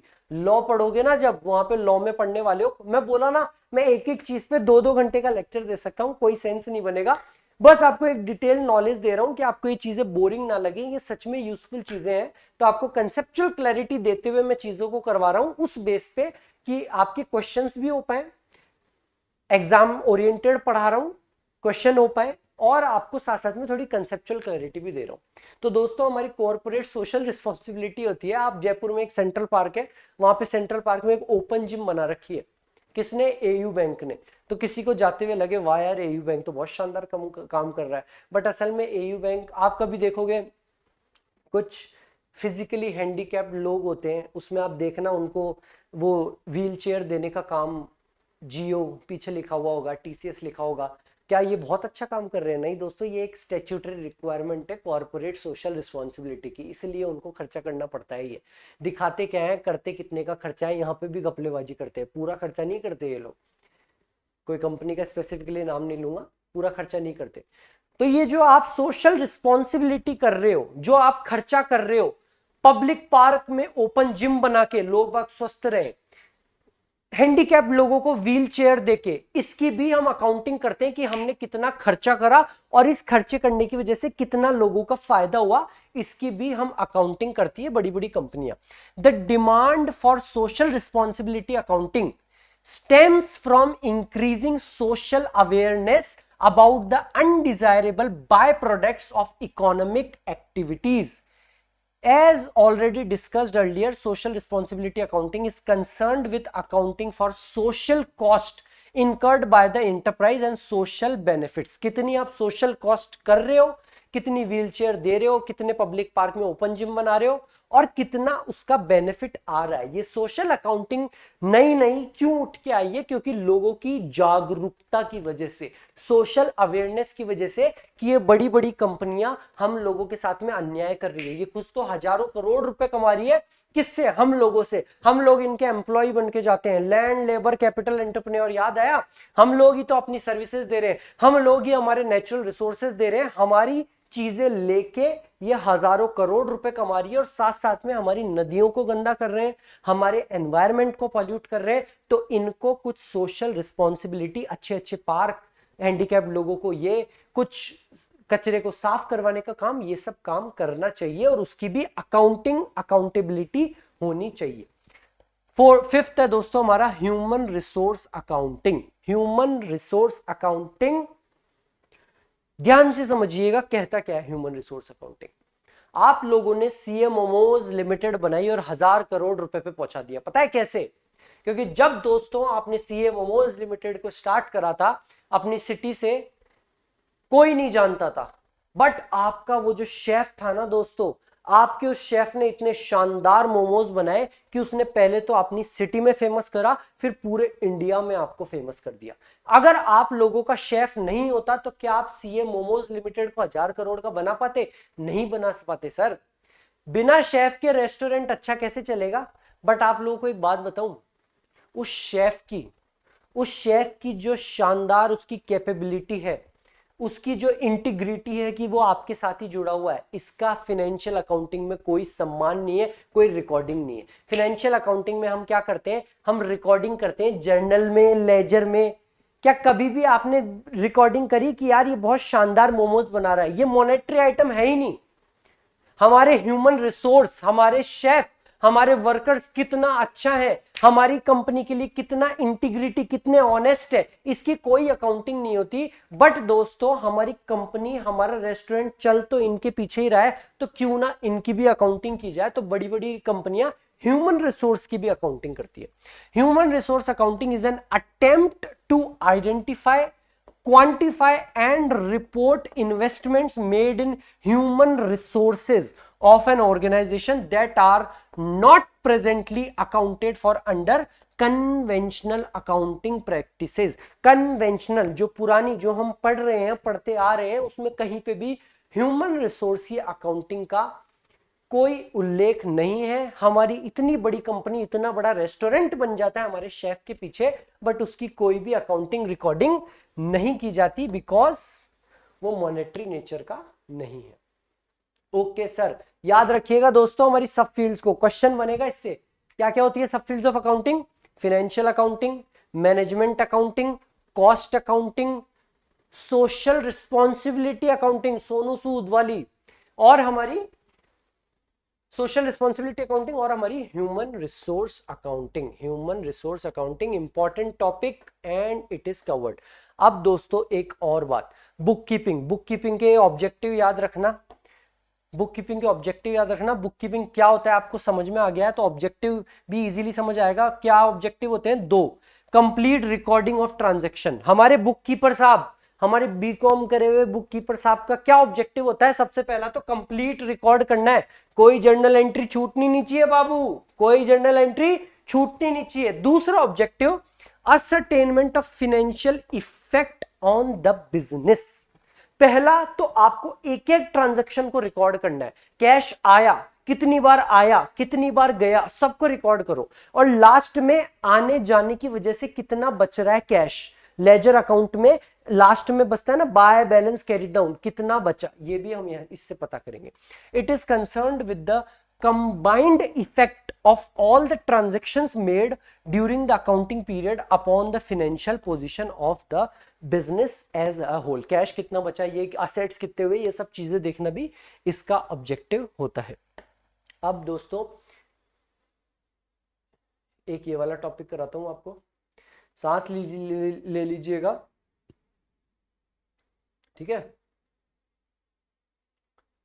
मैं जो छोड़ रहा हूं उसको आप भी छोड़ सकते हैं, काम का नहीं होने वाला है। सांस ले लीजिएगा अच्छे से, आज ही पूरा करेंगे। अपनी कॉपी पेन रखना, मेन मेन पॉइंट्स अंडरलाइन करते रहना, मेन मेन लाइनें लिखते रहना। आज ही सारा का सारा चैप्टर करेंगे और पूरे के पूरे एमसीक्यू और ट्रू फॉल्स भी करने वाले हैं दोस्तों। ये वाला टॉपिक आप छोड़ सकते हैं, किसी काम का नहीं है। जो चीज इसमें काम की है वो ये वाली लाइन है, एक बार आप गो थ्रू भी कर लीजिएगा। ये वाली लाइन है जो काम की है, लूका पेसियोली, क्या बोलते हैं इसको, पैकियोली, लूका पैकियोली पहली बुक थी दोस्तों जिसमें डबल एंट्री के बारे में मेंशन किया गया था। सर डबल एंट्री क्या होती है? तो नालायक हो, इतना 11th-12th में पढ़ के आ रहे हो, हर ट्रांजैक्शन का ड्यूअल एस्पेक्ट होता है। एक चीज डेबिट होगी, एक चीज क्रेडिट होगी। ड्यूअल एस्पेक्ट पे ही तो चल रही है हमारी अकाउंटिंग पूरी की पूरी, तभी तो assets is equal to capital plus liability होता है। इस चीज का जिक्र सबसे पहले लुका पेसियोली की एक बुक 1494, ये ईयर याद रखिएगा, ये नाम याद रखिएगा और याद रखिएगा, सबसे पहले डबल एंट्री का मेंशन इसमें किया गया था। और दोस्तों इस बुक में लिखा हुआ है कि डेबिट शब्द बनाए डेबिटो से, क्रेडिट शब्द बनाए क्रेडिटो से, जिसका मतलब इन्होंने लिख रखा है कि इसका मतलब क्या होता है। बस यही इसमें एक काम की चीज है, अदरवाइज आप ये टॉपिक को कर सकते हैं इग्नोर। एक और टॉपिक फटाफट सी करवा देता हूं, ऑब्जेक्टिव्स ऑफ अकाउंटिंग। हमारी अकाउंटिंग के ऑब्जेक्टिव क्या होते हैं? सबसे पहला सिस्टमेटिक रिकॉर्डिंग ऑफ ट्रांजैक्शन। हमारा अकाउंटिंग का पहला उद्देश्य, पहला ऑब्जेक्टिव होता है कि सारी ट्रांजैक्शन सिस्टमेटिकली रिकॉर्ड होनी चाहिए, डेट बाय डेट। ऐसे नहीं 31 मार्च की पहले लिख दी और हमारे फरवरी की बाद में लिख रहे हैं, इस तरीके से नहीं, डेट बाय डेट सिस्टमेटिक हमारी सारी ट्रांजैक्शंस रिकॉर्ड और क्लासिफाई वगैरह होनी चाहिए।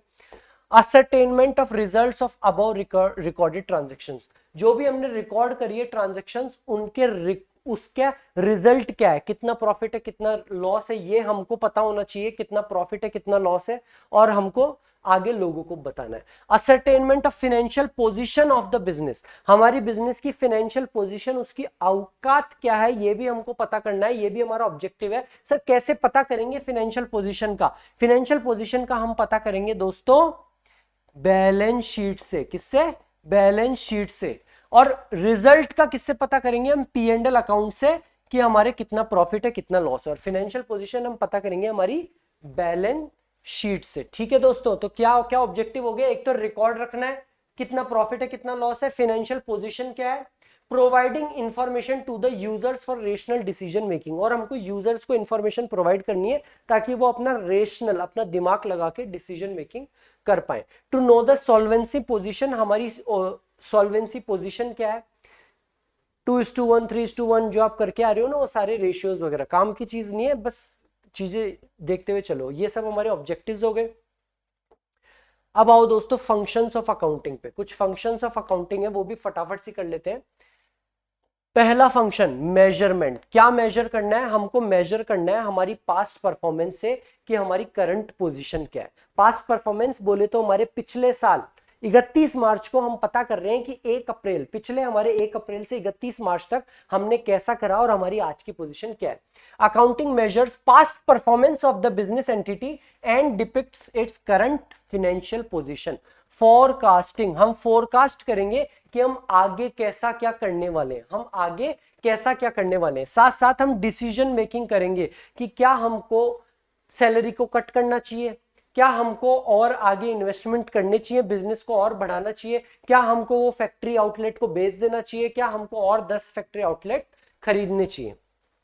कंपेयर करेंगे पिछले साल कितना प्रॉफिट था, इस साल कितना प्रॉफिट है, हमारे कॉम्पिटिटर का कितना है, हमारा कितना है। कंट्रोल करेंगे दोस्तों कि हमारे ऑपरेशनल सिस्टम में कोई डेफिशिएंसी तो नहीं है, कहीं पे हमारे साथ फ्रॉड तो नहीं हो रहा, हमारा कोई बंदा हमारा माल चुरा के लेके जा रहा है, अकाउंटिंग से पता लग जाएगा कि यार क्लोजिंग स्टॉक इतना होना चाहिए था बट इतना ही है। हमारा रेंट 1 लाख का ही होना चाहिए बट हमारा वो उस सिटी में हमसे 2 लाख रुपए का रेंट ले रहा है, उस एरिया में 1 लाख का ही रेंट होना चाहिए। हम अकाउंटिंग से दोस्तों हम पता कर लेंगे कि यार ये इतना ज्यादा खर्चा कैसे हो रहा है, कहीं हमारा अकाउंटेंट कोई फ्रॉड तो नहीं कर रहा। ये सब हम कहां से पता कर लेंगे? कंट्रोल भी कर सकते हैं। लास्ट हमारी गवर्नमेंट रेगुलेशन और टैक्सेशन, हमारे टैक्सेशन देने का काम। ये था दोस्तों हमारे मेन चीज, आपको सारी बता चुका हूं। जिस चीज में मैं तेजी से चल रहा हूं उसका एक रीजन है, वो इतनी रेलिवेंट नहीं है, इजी पॉइंट्स है, एक बार आप गो थ्रू करोगे आपको इजीली समझ आ जाएंगे।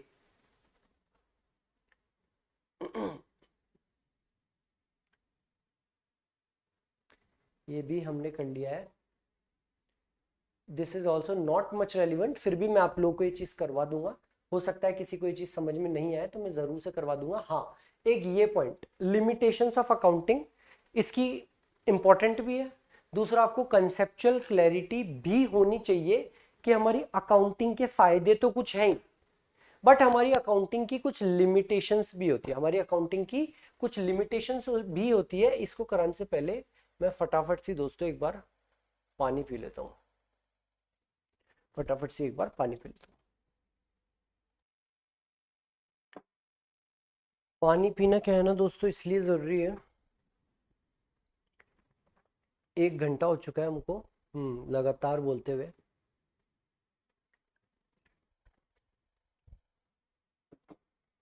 एक घंटा हो चुका है लगातार। अभी आप टाइम भी देखें, 1:15 हो रहा है अभी। ये देखो 1:15, 1:15, 1:15 अभी हो रहे हैं। और आपके कंप्लीट करने में मेरे ख्याल से 2 बजेंगे, 2:30 बज जाएगा मुझे सोते हुए। तो इसलिए पानी पीना काफ़ी ज़रूरी है। हाँ जी दोस्तों, एक सेकंड ना, थोड़ी देर और बचे। हाँ, limitations of accounting, limitations of accounting. हम अकाउंटिंग जो कर रहे हैं, P&L बैलेंस शीट वगैरह बनाना, रिकॉर्ड करना, क्लासिफाई करना, ट्रायल बैलेंस बनाना, ये सब हम कर रहे हैं, प्रॉफिट लॉस पता लगा रहे हैं, बहुत अच्छा काम कर रहे हैं, यूजर्स को बता रहे हैं। बट दोस्तों, हमारी अकाउंटिंग की कुछ लिमिटेशंस भी है। हमारी अकाउंटिंग की कुछ लिमिटेशंस, कुछ खामियां हैं। वो खामियां क्या क्या है? सबसे पहली, the factors which may be relevant in assessing the worth of the enterprise don't find place in the accounts as they cannot be measured in terms of money. यहां तक की लाइन को दोस्तों अंडरलाइन कर लीजिएगा। ये लाइन क्या कहना चाह रही है? तो याद करो, मैंने आपको बताया था, आपकी सीए मोमोज लिमिटेड, जो आपने 1000 करोड़ की कंपनी बना दी, सबसे पहले आपने फेमस की थी आपकी सिटी में। सबसे पहले आपने फेमस की थी आपकी सिटी में। किसकी वजह से? आपकी शेफ की वजह से। आपका शेफ इतना अच्छा था, उसने इतने अच्छे मोमोज बनाए कि आपकी पूरी सिटी में फेमस हो गया। बट उस शेफ की इस अकाउंट्स में कोई रेलिवेंस नहीं है। ये एक लिमिटेशन है अकाउंटिंग की, कि हम अकाउंटिंग कर रहे हैं हमारी बिजनेस की। Accounting is the language of business, और वो यही नहीं बता पा रहा कि मेरा बिजनेस चल किसके पीछे रहा है। मेरा बिजनेस चल रहा है मेरे उस ह्यूमन रिसोर्स, उस शेफ के पीछे। बट अकाउंटिंग ये नहीं बता पा रहा कि मेरा बिजनेस चल किस बंदे के पीछे रहा है। ये है उसकी पहली limitation. The factors which may be relevant in assessing the worth of the enterprise, जो आज 1000 करोड़ की बन गई, don't find place in the accounts as they can not be measured in terms of money. उसकी लॉयल्टी, उसका शानदार जायका क्योंकि money के टर्म्स में मेजर नहीं हो सकता, तो हम अकाउंट्स में भी उसको कंसिडर नहीं करते। The balance sheet can not reflect the value of certain factors like loyalty and skill of the personnel. हमारे उस शेफ की लॉयल्टी और उसकी स्किल अगर हमको छोड़ के चल जाता ना सीए मोमोज से एमबीए मोमोज में, तो आज एमबीए मोमोज का नाम होता। Which may be the most valuable asset of these enterprise these days. आज के टाइम पे वही सबसे वैल्यूएबल एसेट है, बट फिर भी बैलेंस शीट में वो नहीं दिखाया जाता। Second limitation, balance sheet shows the position of the business on the day of its preparation। Line लिखवाई थी आपको, आपके नोट्स में भी लिखवाया हो ना, एज एट डेट हम लिखते हैं, ये इस वजह से यहां से क्वेश्चन बनता है। बैलेंस शीट हमको पोजीशन बताती है ऑन द डेट ऑफ इस प्रेजेंटेशन, 31 मार्च 2025, 31 मार्च 2026। बैलेंस शीट हमको उस डेट की, उस दिन की फाइनेंशियल पोजीशन बताती है, ना कि आने वाले दिनों की।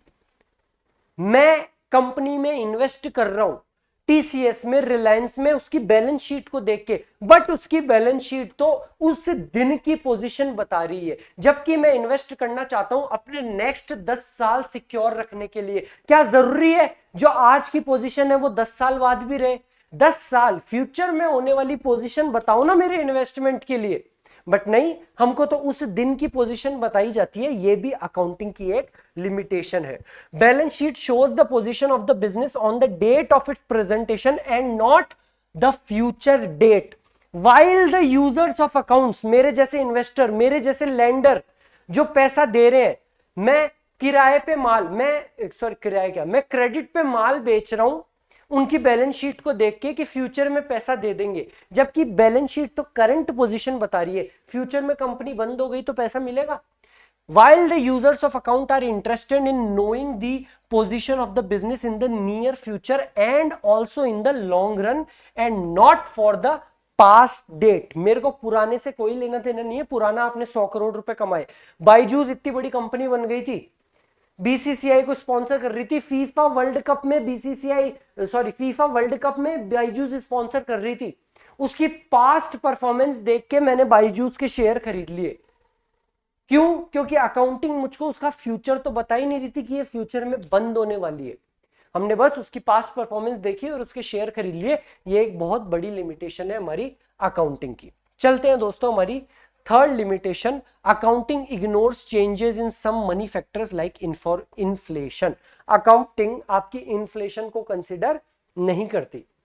मैंने पिछले साल 10 करोड़ रुपए कमाए, इस साल मैंने 10 करोड़ रुपए कमाए, मैं बोलूंगा देखो लगातार 10 करोड़ कमाए, जबकि दोस्तों पिछले साल से इस साल में इन्फ्लेशन भी तो बढ़ा है 6% 7% का, तो कायदे से मेरे को 11 करोड़ रुपए कमाने चाहिए थे बराबरी भी करने के लिए, बट अकाउंटिंग इन्फ्लेशन जैसी चीज को कंसिडर नहीं करती।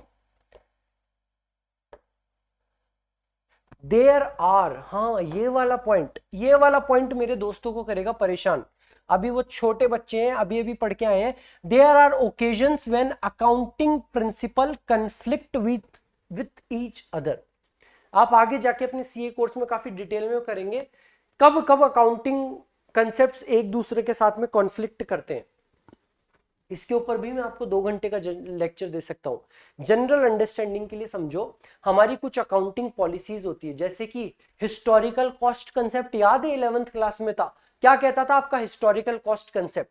आपका हिस्टोरिकल कॉस्ट कंसेप्ट कहता था कि हम हमारे असेट को रिकॉर्ड करेंगे उसकी हिस्टोरिकल प्राइस, जिस डेट पे हमने उसको खरीदा हम उस परचेज प्राइस पे उस असेट को रिकॉर्ड करेंगे।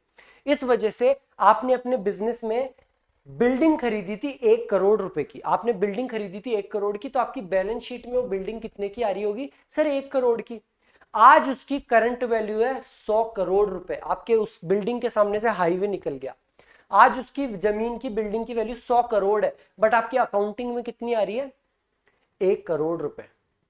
अब जब आप सीए में आगे जाएंगे ना, तो आप कुछ इंडेस पढ़ेंगे, कुछ आईएफआरएस पढ़ेंगे, जहां पे आप समझेंगे कि हम असेट्स को फेयर वैल्यू पे यानी कि 100 करोड़ पे रिकॉर्ड करते हैं, जबकि अकाउंटिंग पुराना वाला अकाउंटिंग कंसेप्ट क्या बोलता है? हिस्टोरिकल कॉस्ट पे करो। तो कई बार ऐसा होगा कि अकाउंटिंग पॉलिसीज आपस में ही कंफ्लिक्ट कर रही होगी, जैसे कि फुल डिस्क्लोजर पॉलिसी, ध्यान है फुल डिस्क्लोजर क्या कहता था? एक एक चीज को फुल्ली डिस्क्लोज करो, हर चीज फुल्ली डिस्क्लोज होनी चाहिए, कोई चीज छुपनी नहीं चाहिए।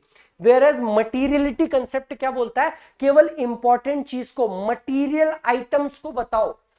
ये छोटे मोटे कैलकुलेटर खरीदे, रद्दी बेची, इसको सेंड्री एक्सपेंस सेंड्री इनकम में डालो, तो ये आपस में ही कॉन्फ्लिक्ट कर रही है। एक तो कह रहा है पूरी चीज बताओ और मटीरियलिटी कह रहा है मटीरियल आइटम्स को बताओ। आया? तो ये भी क्या है हमारी अकाउंटिंग की limitation.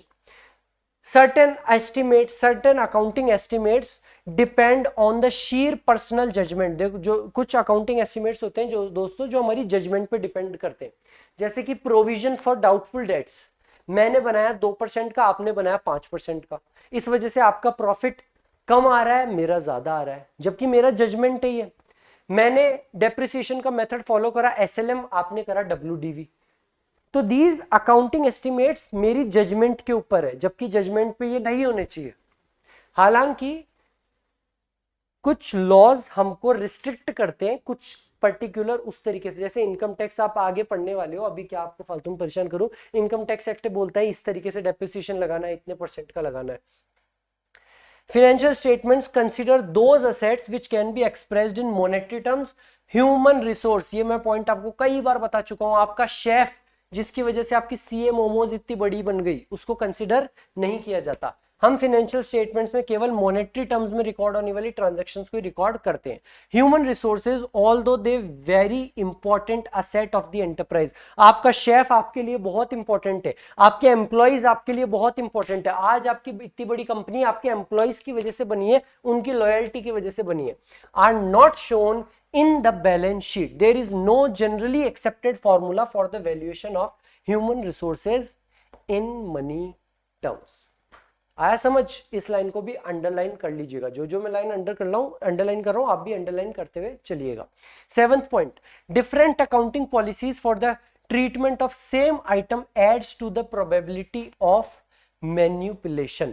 Though there various laws and accounting standards, efforts are made to reduce these options to minimum, but certainly could not be reduced to 1. ये वाला पॉइंट आपको अच्छे से समझा देता हूं, ज्यादा टाइम नहीं लूंगा, काफी डिटेल इसमें भी हो सकती है.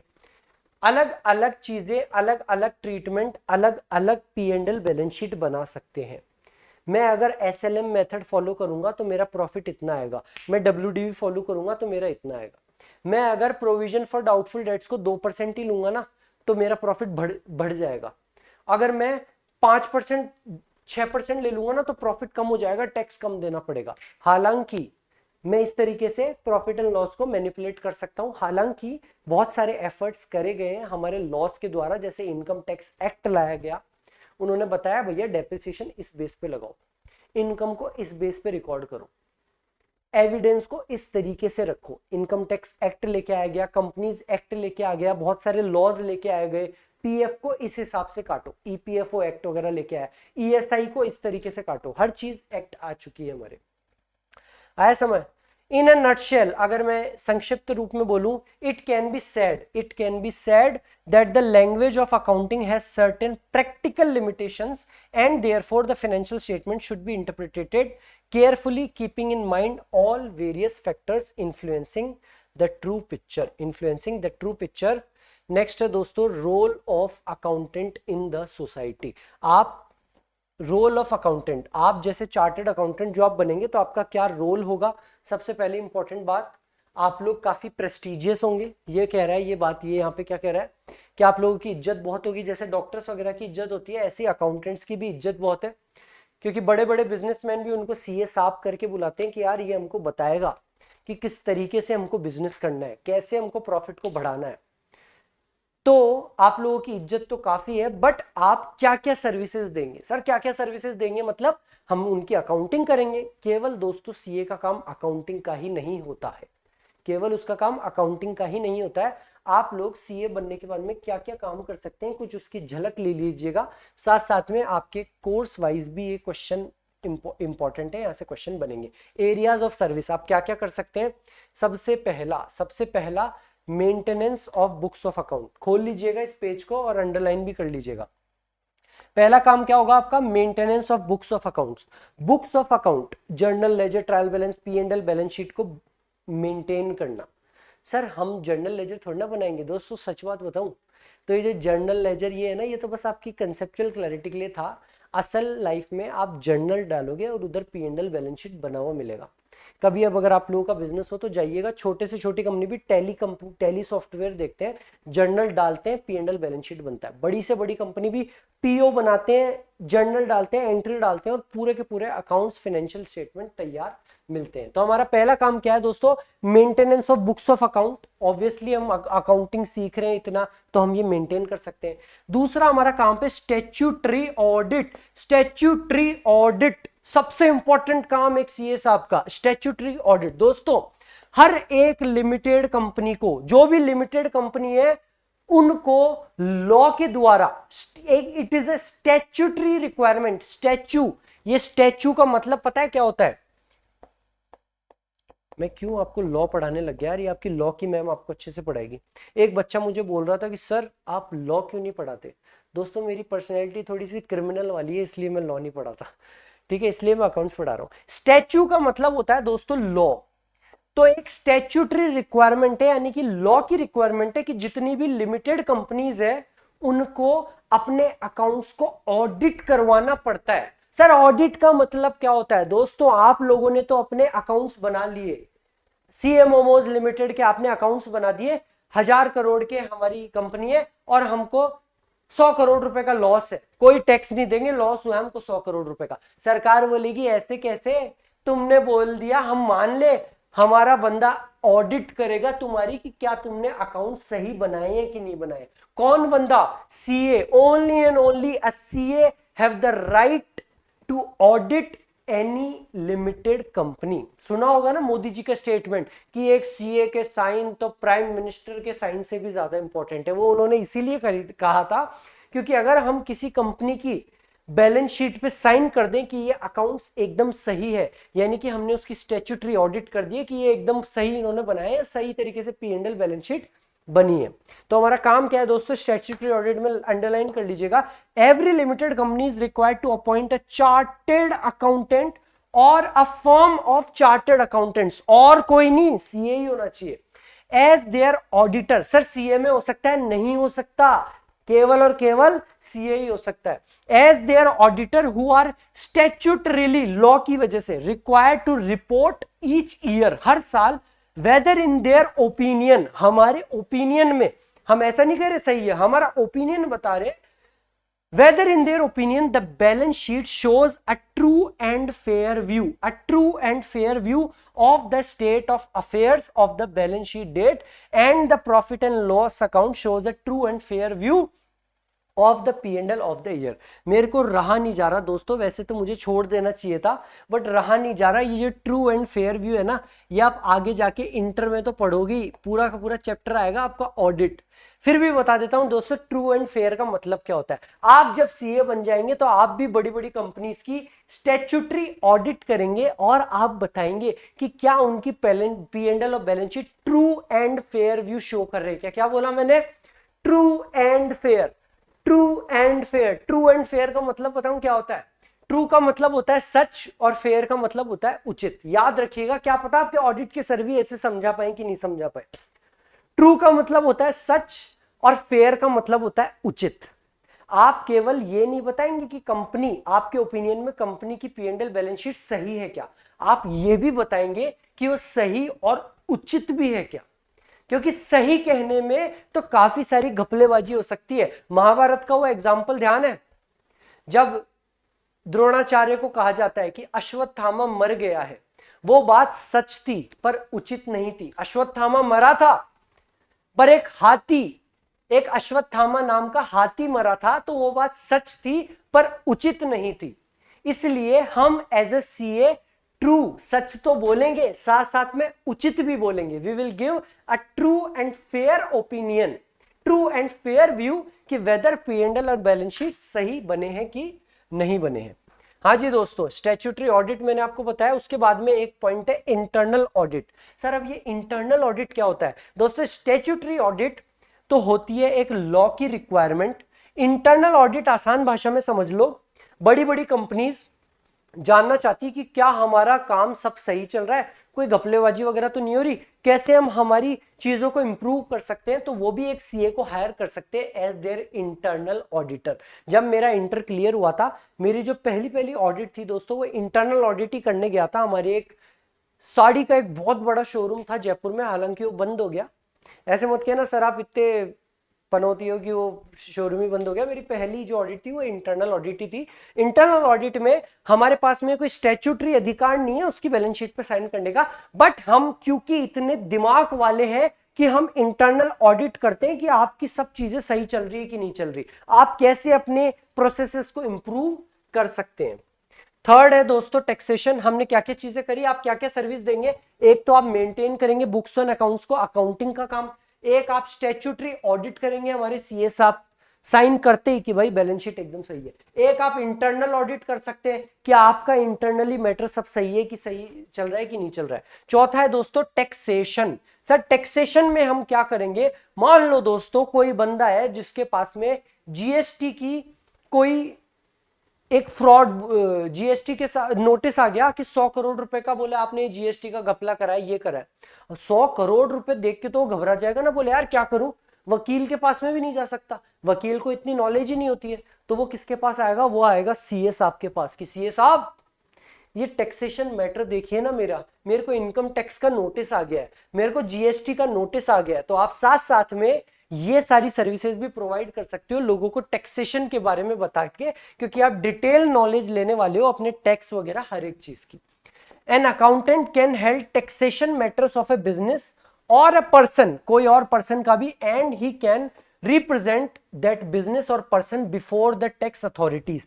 आप अपने पर्सन अपने जो आपका क्लाइंट है उसके बिहाफ पे उसको रिप्रेजेंट कर सकते हो आईटेट इनकम टैक्स अथॉरिटीज के सामने जाके, and settle the tax liability, और सेटल कर सकते हो tax liability under the statue यानी कि लॉ प्रिवेलिंग। स्टैच्यू का मतलब क्या होता है? Law.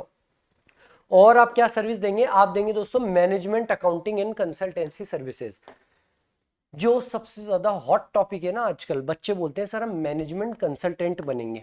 Management accounting and consultancy services, आपने नाम सुना होगा ना, बेन एंड कंपनी और ये सब बीसीजी वगैरह, जो चार्टर्ड अकाउंटेंट्स को बहुत अच्छे अच्छे पैकेजेस देते हैं, वो यही है दोस्तों, कंसल्टेंसी सर्विसेज। आप बड़ी बड़ी कंपनीज को कंसल्टेंसी दे रहे हैं। बेन एंड कंपनी बड़ी बड़ी कंपनीज को कंसल्टेंसी देती है, और कंसल्टेंसी में पता है पहली चीज क्या कहती है? सैलरी कट करो लोगों को, हाँ ये लोगों को हटा दो, आपके प्रॉफिट बढ़ जाएंगे, आपके प्रॉफिट। ये करते हैं वो, इतने इतने रुपए लेते हैं, और कंसल्टेंसी क्या देते हैं कि लोगों को सैलरी पे से हटा दो, आपके प्रॉफिट्स बढ़ जाएंगे। तो ये कंसल्टेंसी का काम भी हम करते हैं, हमारे सीए साहब वगैरह, ठीक है। उसके अलावा हम फाइनेंशियल एडवाइस देते हैं। सर किस चीज की फाइनेंशियल एडवाइस देंगे? दोस्तों आप क्योंकि इतने दिमाग वाले हैं, आपने इतनी चीजें पढ़ी है, तो आप लोगों को फाइनेंशियल एडवाइस दे सकते हैं रिगार्डिंग देयर इन्वेस्टमेंट। आप उनको बता सकते हैं कि आप ये वाले म्यूचुअल फंड में इन्वेस्टमेंट करें, कौन से वाले जिसकी डिस्ट्रीब्यूटरशिप मैंने ले रखी है, मेरे को भी तो 1% मिलेगा। आप उनको इंश्योरेंस के बारे में बता सकते हैं कि आप इंश्योरेंस इस एज पे लें, यहाँ पे लें। बिजनेस एक्सपेंशन, कि आपको ऐसे बिजनेस एक्सपेंशन करना चाहिए, अभी आपकी 100 करोड़ की कंपनी है, आप इसको 1000 करोड़ की बनाओ, यहाँ पे इन्वेस्टमेंट करो, इसी सिटी में आपकी ये खोलो, मैं आपको पूरा ये करके दे रहा हूं। साथ साथ में कुछ इन्वेस्टिगेशन आप क्या कर सकते हैं दोस्तों? कुछ इन्वेस्टिगेशन। सर इन्वेस्टिगेशन बोले तो हम क्या, आप इन्वेस्टिगेशन कर सकते हैं कि आपके प्रॉफिट्स गिरे क्यों। सर क्या ये भी सीए करते हैं? बिल्कुल करते हैं दोस्तों, हम सीए ये सर्विसेज भी देते हैं। वो सब काम पुराने काम हो गए, वो इनकम टैक्स रिटर्न बनना 500 रुपए में, 1000 5000 रुपए में, ये सब छोटे मोटे काम है। हम आजकल के सीए ये वाली सर्विसेज भी दे रहे हैं। To ascertain why profits have fallen, profit क्यों गिरे आपके। To achieve greater efficiency in management, आप और अच्छी एफिशिएंसी ले पाओ। साथ साथ में हम ये भी कुछ सर्विसेज है जो हम दिया करते हैं। Share registration work, company formation, आपको कंपनी फॉर्म करनी है, वो वाला आपको जीएसटी का रजिस्ट्रेशन करना है, सेक्रेटरी वर्क करना है, आर्बिट्रेशन करना है। आप दोस्तों अगर मैं आपको एक एक पॉइंट समझाने लग गया ना, मैं चाहूँ तो आपको डिटेल में एक एक चीज समझा सकता हूँ कि आर्बिट्रेशन क्या होता है, ये चीज क्या होती है। बट अगर मैं ये सारी चीजें डिटेल में चलाने लग गया तो हमारी क्लास 10 घंटे की हो जाएगी। तो मैंने आपको सारी चीजें बता दी है जो आपके एग्जाम पॉइंट ऑफ व्यू से इंपॉर्टेंट है, with conceptual clarity on each and every point. I hope आपने एक एक लाइन राइट डाउन की होगी। अभी हमारी क्लास खत्म नहीं हुई है, मैंने क्या बोला था, हम हैंड टू हैंड क्लास करके इसके सारे के सारे ट्रू फॉल्स और ये मल्टीपल चॉइस क्वेश्चंस भी करेंगे, क्योंकि मुझे पता है मेरे पढ़ाने के बाद में आप कॉपी बुक कर दोगे बंद और चल दोगे तान खुटी सोने। तो हम हैंड टू हैंड ये भी कर लेते हैं कि जो जो हमने पढ़ा है क्या हम कर पाएंगे कि नहीं कर पाएंगे। तो आइए दोस्तों शुरुआत करते हैं हमारे एमसीक्यू नंबर 1 के साथ। Which of the following is not a सब फील्ड ऑफ अकाउंटिंग। याद करो दोस्तों मैंने क्या बताया था, अकाउंटिंग की कुछ और सब फील्ड्स होती है, जो हम कर रहे हैं वो है फिनेंशियल अकाउंटिंग। उसके अलावा एक क्या थी, मैनेजमेंट अकाउंटिंग, मैनेजमेंट देख रहा था कि हम सही कर रहे हैं क्या। कॉस्ट अकाउंटिंग, मेरे साले साहब ऐसे याद कर लेना, मेरे साले साहब कौन है, सीए में कॉस्ट अकाउंटिंग भी होती है। Human resource accounting, AU bank ने जो सेंट्रल पार्क में वो बनाया है, जो हैंडीकैप्ड के लिए वो देते हैं, social responsibility accounting. Human resource accounting कि हमारे ह्यूमन रिसोर्स हमारे लिए कैसा परफॉर्म कर रहे हैं, क्या क्या कौन सी सब फील्ड नहीं है। क्या मैनेजमेंट अकाउंटिंग है? सर थी। कॉस्ट अकाउंटिंग है? सर थी। सर बुक कीपिंग, ये कहां से सब फील्ड ऑफ अकाउंटिंग आ गई, ये हमको पागल बनाएंगे क्या sir. Book keeping sub field of accounting बताओ, जबकि हमको बहुत अच्छे से पता है accounting starts where book keeping ends. जब बुक कीपिंग खत्म होता है तब अकाउंटिंग स्टार्ट होती है। सर पहला हमारा ये डन, मैंने इस पे गलत साइन कर दिया यार, मतलब बुक कीपिंग आंसर है वो मैंने ऊपर वाले 2 पे साइन कर दिया। कोई बच्चा सोचेगा सर ने क्या कर दिया ये, book keeping. Next, purpose of an accounting system includes all the following except. हमारा अकाउंटिंग सिस्टम का पर्पस क्या होता है, interpret and record the effects, बिल्कुल होता है रिकॉर्ड करना जर्नल में। क्लासिफाई करना भी होता है, हम क्लासिफाई करते हैं लेजर में। डिक्टेट द स्पेसिफिक, वैसे तो ये तीसरा ऑप्शन बचा है, यही आंसर है, फिर भी पढ़ लेते हैं। Dictate the specific type of business enterprise transaction that the enterprise में इंगेज इन। बिल्कुल नहीं, ये पता नहीं क्या लाइन लिख दी, कौन सी एंटरप्राइज में हम इंगेज करें, ये कहां से आ गया हमारे अकाउंट्स का काम, ये कोई काम नहीं है। बुक कीपिंग, हमारी बुक कीपिंग जो हमारे बीकॉम वाले भैया करने वाले book keeping is mainly concerned with recording, sir बिल्कुल जर्नल रिकॉर्ड करते हो, recording of financial data, designing the system in recording, classifying and summarising the recorded data, interpreting the data for internal and external users is mainly concerned with। तो बताओ दोस्तों क्या answer है इसका, recording हमारा answer हो गया, क्योंकि इंटरप्रिटेट करने का काम तो हम सीए साहब करते हैं, ठीक है। और दूसरा रिकॉर्ड, क्लासिफाई, ये समराइज करने का, डिजाइन बनाना एक सिस्टम, ईआरपी सिस्टम वगैरह, ये डिजाइन करने का काम भी कौन करता है, सीए साहब। तो हमारा आंसर क्या है दोस्तों, book keeping is mainly concern with recording of financial data.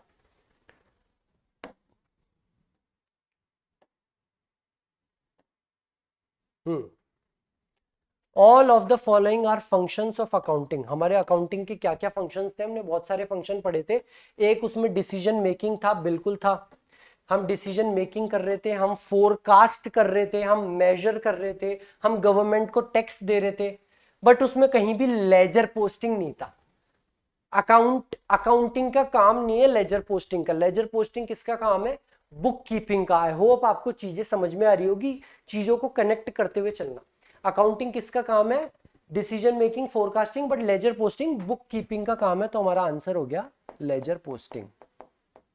आओ नेक्स्ट के ऊपर, financial statements are part of, financial statement आपकी P and L balance sheet किस चीज का पार्ट है, अकाउंटिंग का, बुक कीपिंग का, मैनेजमेंट अकाउंटिंग का।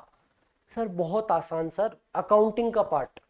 financial position of the business, financial position of the business is ascertained on the basis of balance sheet।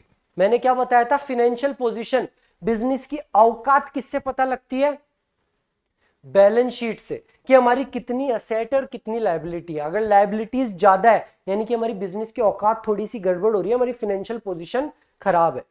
हमारे financial result पता लगते हैं पी एंड एल से कि कितना प्रॉफिट लॉस है, बट पी एंड पोजीशन किससे पता लगती है, हमारी बैलेंस शीट से, ठीक है। अब आओ यूजर्स ऑफ अकाउंटिंग, ये तो बड़ा इजी होने वाला है। यूजर्स ऑफ अकाउंटिंग कौन कौन होते हैं, इंक्लूड क्रेडिटर्स एंड सप्लायर्स, बिल्कुल होते हैं।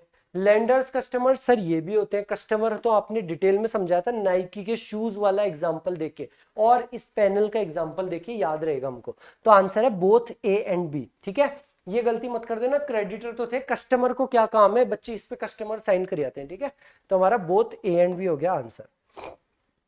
Financial statements do not consider, financial statement क्या कंसीडर नहीं करते, assets expressed in monetary terms, sir ये तो हम करते ही हैं मॉनेटरी टर्म्स में। Liabilities expressed in monetary terms, asset and liabilities expressed in non monetary terms. Sir हमारा जो पहला स्टेप था ना, आइडेंटिफिकेशन ऑफ ट्रांजैक्शन, अब समझ आ रहा है सर आपने ये हमको शॉर्ट नोट्स क्यों बनवाए थे, आपने हमको ये शॉर्ट नोट्स क्यों बनवाए थे। Identification of transaction, recording of transaction, classification of transaction, अब समझ में आ रहा है सर आपने हमको ये प्रोसेस क्यों लिखवाया था। ये ट्रांजैक्शन इवेंट, इसको भी अपनी कॉपी में नोट कर लेना अगर नोट नहीं कराओ तो, जल्दी सी, कि इवेंट प्रॉफिट लॉस होता है, क्लोजिंग स्टॉक आता है, क्वेश्चन आएगा 2 मार्क्स का, 2 मार्क्स भी नहीं छोड़ने अपन को, एक एक मार्क्स इंपॉर्टेंट है दोस्तों। मेरे एक स्टोरी बताऊंगा आपको किसी दिन, कैसे मेरे फिक्स 200 मार्क्स आए थे। सीए फाइनल के ग्रुप 1 में 400 मार्क्स का पेपर होता है, मेरे फिक्स 200 आए थे और पास हुआ था मैं।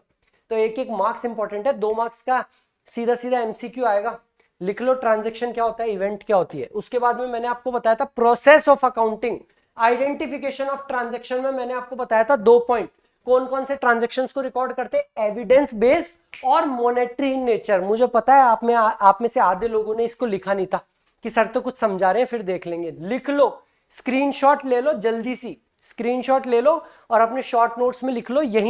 यहीं से आपके कंसेप्चुअल क्लैरिटी से ही दोस्तों सारे के सारे क्वेश्चन बनते हैं। इसका भी एक स्क्रीनशॉट ले लेना, बुक कीपिंग क्या है, अकाउंटिंग क्या है, ठीक है।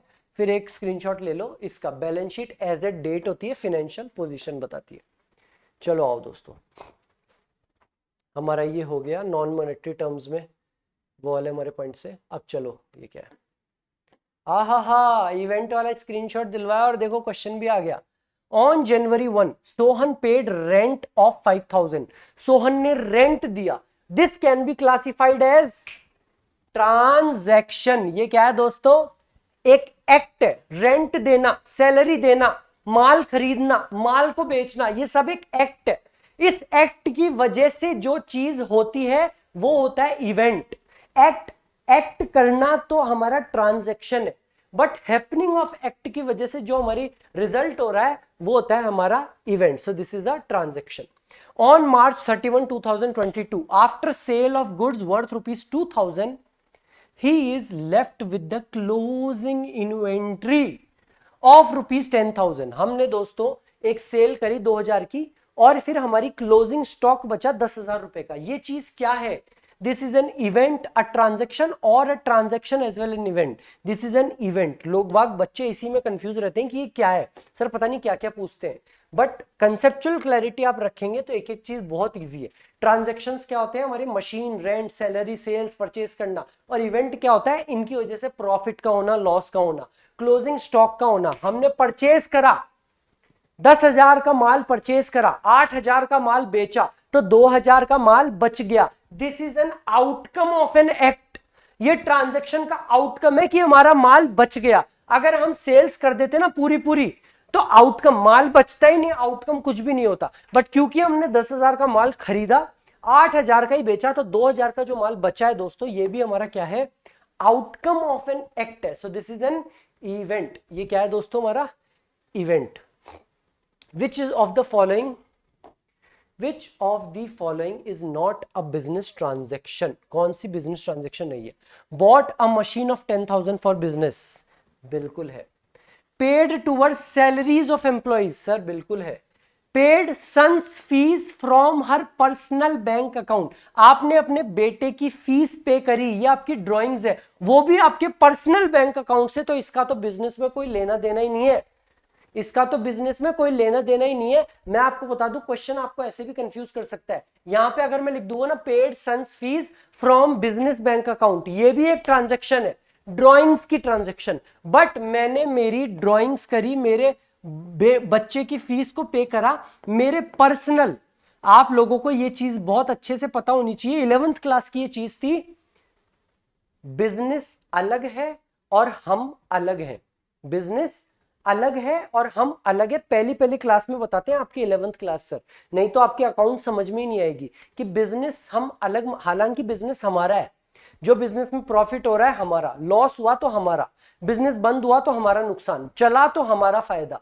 बट फिर भी हम अकाउंट्स में ये मानते हैं कि बिजनेस तो अलग है और हम अलग है। अब मैं मेरे पर्सनल बैंक के अकाउंट से, मेरे बिजनेस का बैंक अकाउंट अलग है, अगर उससे पेमेंट करता तो ट्रांजैक्शन होती। मैं मेरे पर्सनल बैंक अकाउंट से मेरे बच्चे की फीस कर रहा हूं, तो उसका बिजनेस में क्या लेना देना है, ये तो रिकॉर्ड ही नहीं होगा, ये कोई ट्रांजैक्शन नहीं है।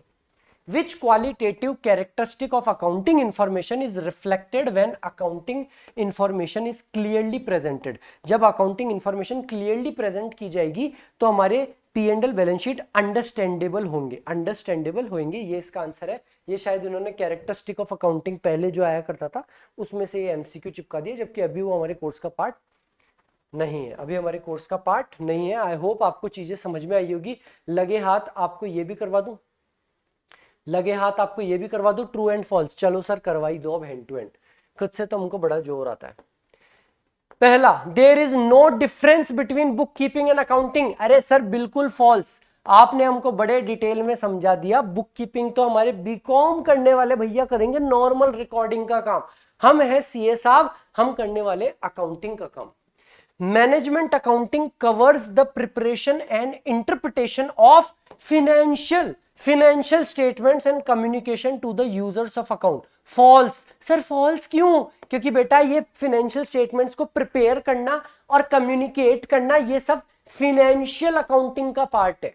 जो हम लोग कर रहे हैं मैनेजमेंट अकाउंटिंग, तो वो इंटरनल रिपोर्टिंग का इंटरनली बनाते हैं अकाउंट्स की, कैसे हम सैलरी कम करें, रेंट वगैरह कम करें, तो ये हो गया false. Financial accounting is concerned with internal reporting to the managers of a business unit, ये हो गया दोस्तों फॉल्स, उल्टा लिख दिया उन्होंने। ये चीज क्या है, ये तो है मैनेजमेंट अकाउंटिंग, ये तो क्या है मैनेजमेंट अकाउंटिंग, और ये है आपकी फिनेंशियल अकाउंटिंग। इस तरीके से दोस्तों, इस तरीके से आईसीआई टेस्ट करता है कि क्या आपको कंसेप्चुअल क्लैरिटी है कि नहीं है। जो बच्चे एक बार रटने का काम करते हैं ना, ये पढ़ लेता हूं मेरी थ्योरी हो गई, ऐसे नहीं होती थ्योरी। अभी 1-1.5 घंटे के अंदर आपको पूरी की पूरी कंसेप्चुअल क्लैरिटी दे चुका हूं। चलो fourth, customers of business should not be considered as users of accounts prepared by business. They are not interested to know the performance of business. Sir बिल्कुल सही है, मेरे को क्या लेना देना है नाइकी के शूज खरीदते टाइम नाइकी के कंपनी के शेयर्स को जानने के लिए। रॉन्ग, ये क्या है फॉल्स। क्यों? क्योंकि आपके सर ने आपको एग्जाम्पल दिया था, मेरे को ये पैनल खरीदना था, एलजी कंपनी का आ रहा था 2.5 लाख का, एक लोकल कंपनी का 2 लाख का, मैं किसका खरीदूंगा? लोकल का। बट मैंने उसकी P&L बैलेंस शीट देखी और मुझे पता लगा ये कंपनी कभी भी बंद हो सकती है। क्या ये कंपनी मेरे को फ्यूचर में सर्विस दे पाएगी? मेरा पैनल अगर खराब हो गया, मैं मेरे बच्चों को पढ़ा रहा हूं, पैनल खराब हो गया, कैसे पढ़ाऊंगा मेरे बच्चों को? समझ में आया? तो मैं महंगा खरीद लूंगा, लेकिन उस कंपनी से खरीदूंगा जो लंबे टाइम तक चलने वाली है। तो कस्टमर्स भी यूजर होते हैं अकाउंट्स के। आप किसी कंपनी से बड़ी कोई मशीन खरीदोगे ना 2 करोड़ के, तो 10 बार सोचोगे इस कंपनी से खरीदूं कि नहीं खरीदूं। 2 करोड़ की मशीन खरीद रहा हूं, इस कंपनी की वर्थ क्या है, ये कंपनी चलेगी ना मेरे को बाद में। मैं मेरी कार खरीद रहा हूं, ठीक है, मैंने अभी कार खरीदी, मैंने मारुति सुजुकी की और फोक्सवैगन की कार खरीदी, मैंने फोर्ड की कार नहीं खरीदी, क्योंकि मुझे पता चल गया था कि फोर्ड कंपनी जाने वाली है। तो कस्टमर्स भी आपकी फाइनेंशियल स्टेटमेंट्स के यूजर्स होते हैं। ये पॉइंट वही बच्चा कर सकता है, ये पॉइंट वही बच्चा कर सकता है जो डिटेल नॉलेज अच्छे से समझ के आ रहा है। समराइजिंग, समराइजिंग मैंने आपको समझाया था क्या होता है। समराइजिंग का मतलब होता है trial balance plus financial statement. भूलना मत दोस्तों, समराइजिंग में ट्रायल बैलेंस और फाइनेंशियल स्टेटमेंट दोनों आते हैं। समराइजिंग में बुक कीपिंग और अकाउंटिंग दोनों थोड़ा थोड़ा है, ये बुक कीपिंग का पार्ट है और ये अकाउंटिंग का पार्ट है। Summarising is the basic function of accounting, summarising is the basic function of accounting. याद आया आपको? एक अंडरलाइन करवाई थी एक line, journal is the basic function of accounting. अगर जर्नल ही नहीं होगी तो ना तो लेजर बनेगा, ना ट्रायल बैलेंस बनेगा, ना P&L बैलेंस शीट बनेगी। तो सबसे बेसिक फंक्शन क्या है अकाउंटिंग का? जर्नल करना। तो सीधा सीधा फॉल्स हो गया हमारी ये बात, आगे पढ़ने की जरूरत नहीं है। Summarizing is the basic function of accounting. All business transaction of a financial character evidenced by some documents such as sales bill, passbook, salary slip are recorded in the books of account. आपको underline करवा रखी है, false है। और conceptual clarity भी दे रखी है कि जर्नल होता है basic function of accounting. Balance sheet, balance sheet shows the position of the business on the date of its preparation and not on the future date. 100% right. ये तो हमने लिमिटेशन में भी देखा था सर कि बैलेंस शीट हमको financial position बताती है उस डेट की, 31 मार्च 2025 की पोजीशन बताती है, ना कि 31 मार्च 2027, 2030, 2035 में ये बिजनेस कैसे चलने वाला है। So this is 100% right. Balance sheet हमको उस डेट की प्रेजेंटेशन शो करती है, ना कि फ्यूचर डेट की। Objective of book keeping are complete recording of transactions. Book keeping हमारे बीकॉम करने वाले भैया का उद्देश्य क्या होता है? एक तो हर चीज कंप्लीट रिकॉर्ड होनी चाहिए, सारी transactions, and ascertainment of financial effect on the business. True, 2 objective थे बुक कीपिंग के, 2 ऑब्जेक्टिव थे। पहला तो कंप्लीट रिकॉर्ड रखना, और दूसरा उसका कंबाइंड इफेक्ट क्या हो रहा है, सारी कैश ट्रांजेक्शंस का कंबाइंड इफेक्ट क्या हो रहा है, सारी मशीन की ट्रांजेक्शंस का कंबाइंड इफेक्ट क्या हो रहा है, जो हमको लेजर से पता लगता है। डन, डन दोस्तों, डन। आई होप आपको सब एक चीज समझ में आई होगी। हमने बहुत अच्छे से कंसेप्चुअल क्लैरिटी ली, साथ साथ में हमने सारे के सारे क्वेश्चंस भी कर दिए। दोस्तों जैसा मैंने आपको बीच में पढ़ाते हुए भी बोला, कई सारी चीजें इसमें थी, कई सारी इसमें चीजें थी जो एक एक पॉइंट पे मैं आपको 2-2 घंटे की क्लास दे सकता हूं, but due to time constraint, और ये फिजिबल नहीं है, ना ये प्रैक्टिकल, फायदा भी नहीं है इसका कोई। अगर मैं आपको ये डिटेल में समझाने लग गया तो इसका कोई फायदा भी नहीं है। हमारे पास में लिमिटेड टाइम है, हमको बाकी के सब्जेक्ट्स भी पढ़ने हैं, अकाउंट्स के और भी चैप्टर करने हैं, तो इतना ही हमारे काम का था। फिर भी मेरे किसी दोस्त को किसी पॉइंट पे, सर आर्बिट्रेज क्या होता है, सर मैनेजमेंट कंसल्टेंसी क्या होती है, इसमें हमारा करियर कैसे बन सकता है, सर स्टैट्यूटरी ऑडिट कौन करता है, कैसे करता है, और भी आपको कोई चीज में डाउट हो, you can reach out to me personally on my Instagram. My name is Vaibhav Vashisht. My username is Vaibhav Vashisht 97. You can reach me out over there. वहां पे मैं आपको और डिटेल में इस चीज को एक्सप्लेन कर दूंगा। अभी के लिए साइनिंग ऑफ, मिलते हैं हमारी नेक्स्ट क्लास में।